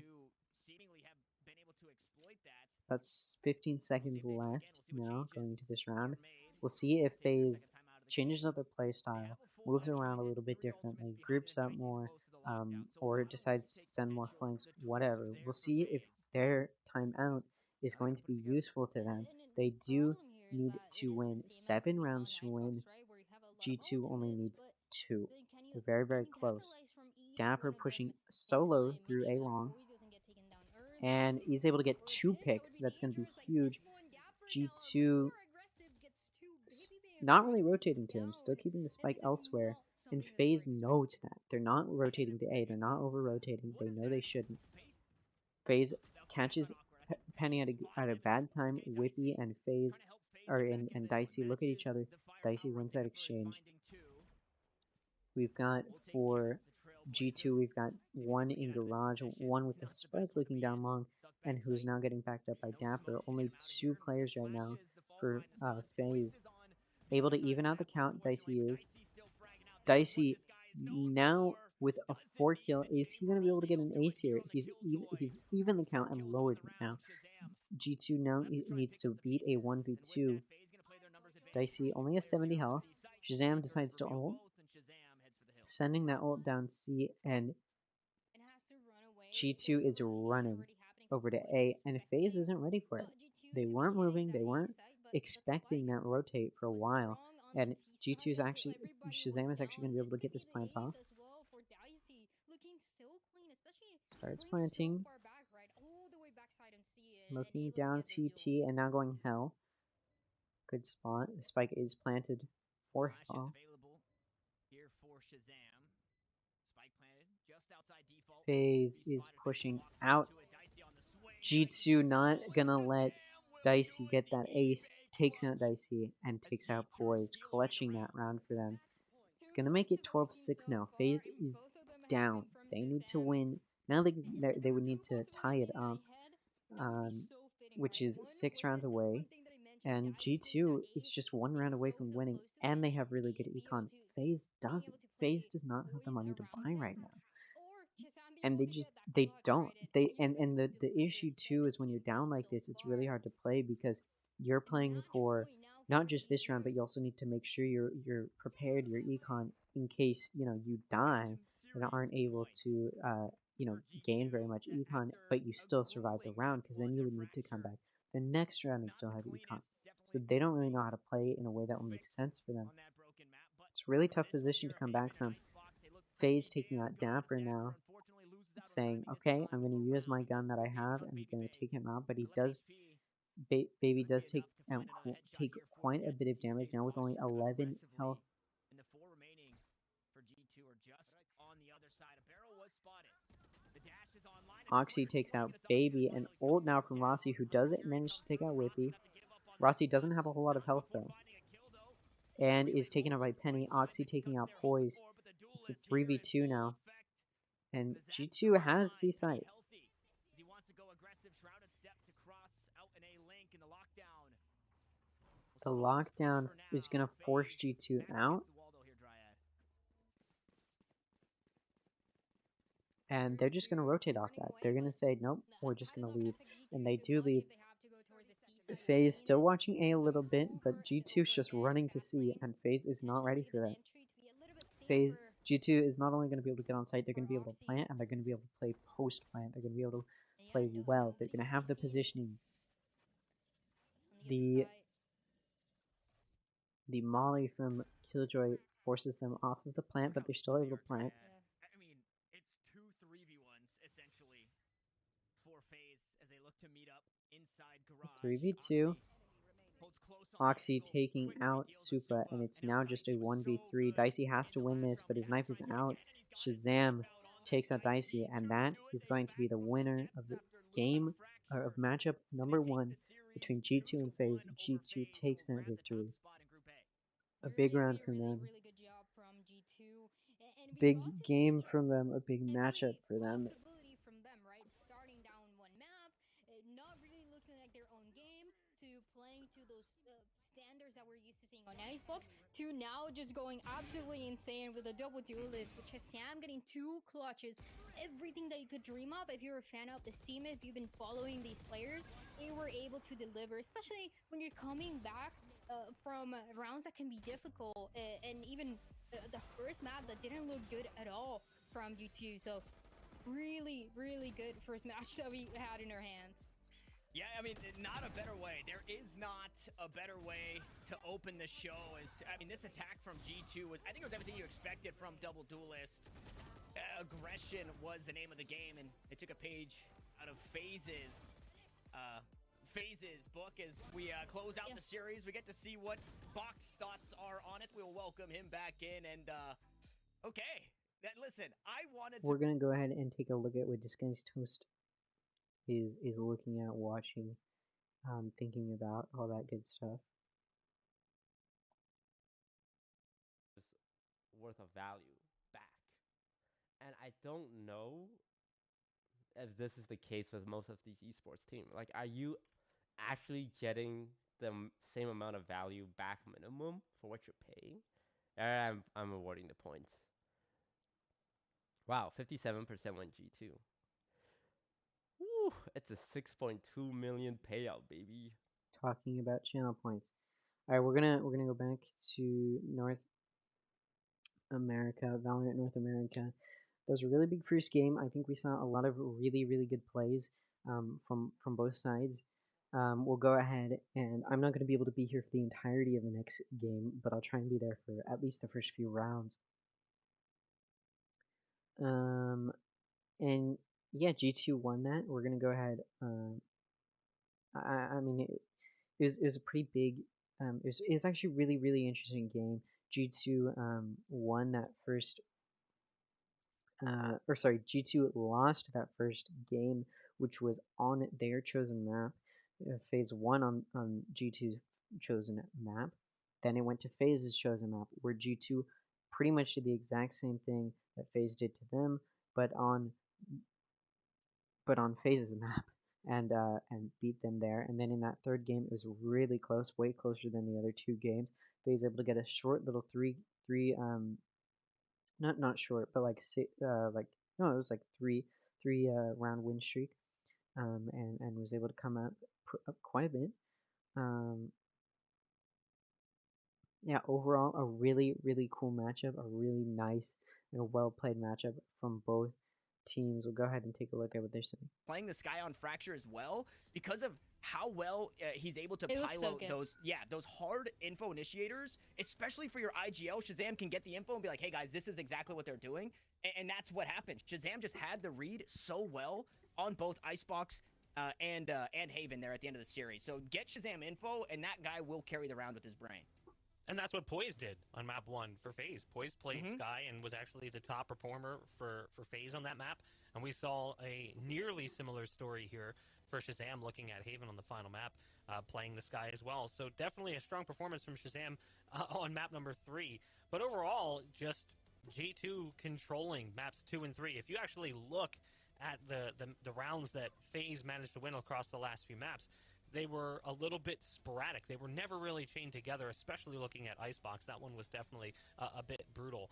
So FaZe start out strong and unfortunately feel very FaZe-like. We talked about it before we watched them play. Inconsistency was their problem coming in from last year. And obviously there's been a lot of change. A lot of time has passed. Meta has changed. Map pools changing. Everything's changing. But ultimately, it's still the same problem, Tanner, is that inconsistency, the inability to take success from map 1 and carry it over into map 2. And I think part of that was getting in their own heads. We saw the agent comp in map 2. It felt like they played themselves. 100%. And it is, when you're looking at it, it looks like FaZe are playing the sprint game and G2 are playing the marathon game, right? FaZe kind of blow everything they have in map number 1, and then after that they don't allow themselves to continue that play style. You mentioned it kind of going into map 3 after Icebox.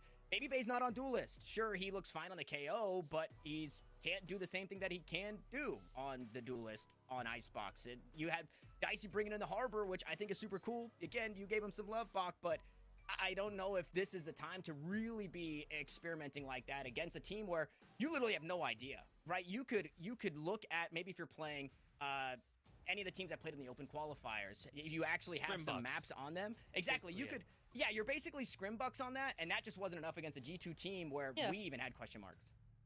And even then, one point that is interesting to me is for FaZe and the fact that we haven't seen these two teams in such a long time, especially with this kind of roster, if that map number 2 that we saw, that kind of composition with the Harbor, with the double controller that feels so unfitting for them, needs just a little bit more of preparation. And if they're actually committed to go for that preparation, the roster was announced today, yes, but we know that this has been going on for a little bit of time, though. The question is, how long have they really been preparing to bring out those compositions? And to me, that's kind of the hope that you have, because FaZe last year, they had some really good moments where they looked like the best team in North America, and they had some moments like we saw today for map number 2, map number 3, where you're questioning what is going on. Why can't they play their own game? And it's just such a good read that I believe G2 had the entire time. Shazam had the entire time, especially for the last map. It was kind of the last thing that I needed to guarantee G2 would stay on top. We can also take a look at the group standings, because again, even though it's only one match that really dictates things, you have to remember this is round robin groups. So ultimately, every time you take down a would-be threat, you are putting yourself that much closer, because you don't have to worry about them anymore. So this is a big win for G2 to kick things off. A lot of people had FaZe in this sort of murky middle area. They didn't have them picked as the top team. But there were a lot of people who were looking at G2 as the top team. It was important for them to come out and find this first win, not only for their mental, but just to prove that this team is here to fight. And honestly, because of the fact that when you look at the rest of the group, I don't feel like G2 is going to struggle the same way against, say, an Oxygen or a Turtle Troop. It's no disrespect to those teams. It's just players with a different pedigree of experience. Dryad, when we look at G2, does it feel like this is maybe one of 2 major hurdles, the other one being Shopify? Yeah, I mean, it really does. But, I mean, wouldn't it be terrifying for FaZe to lose one of those matchups that they are really expected to win? This one, for everybody, it feels like it was going to be close, and it delivered to be that kind of close. But, I mean, for FaZe, that is the problem that they always had. And again, they didn't really change that core of players. So have they made enough changes in composition, in preparation, and everything else that goes behind the scenes to make sure that those teams that they're going against that you don't really know so much of are going to be easy wins? I will say, to that point, FaZe does have a very, very flexible roster. I don't know if we see Yeah. like drastic changes and who's playing what, but there is a possibility that, you know, Poise maybe revisits the Sentinel role, Dicey. Take another look, see if they're talking about anything different. People were asking because in the Disguise logo, I'm gonna pull it up right now. They were saying like, well, I noticed it after people noticed it. So but at the end of the logo, this is Disguise Toast. He owns the team Disguise, which is playing next. Starting at 4. Again, I have to leave at 4, unfortunately, so I won't be there for that. But I should be back towards the tail end. But yeah, I'm hoping Disguised wins. I don't think they will. I'm hoping they get at least one game. I don't think they will. But yeah, I don't know. It should be a very interesting game. You bring it up, Dan. I was just bringing it up because we were just asking if there was something more there. Yeah, you think you're part of the team or something? Well, no, I'm not saying I'm part of the team, but if I was a part of the team, that was a cool way to add me into it. Hypothetically, theoretically speaking, of Join DSG, and then we say it's been planned all along. After you find the way to make money back, I started investing. No, you gotta get in before you start making money. You can't just, I can't get in and just start getting profits. That's fucked up. I agree. Yeah, that's fucked up. You gotta take some risk here. You put in some yes. money, I'll give you some ownership. Okay, I like that. I'll talk to my subs and see how much allocation we've got. Yeah. Like, I don't know how long the Sentinels contract is, but you just take that Sentinels money, put it in DSG, and it's like you're owning Sentinels now, Or I just do a quick Facebook trip. Quick. Just a couple of years of your life. Real quick. Interesting.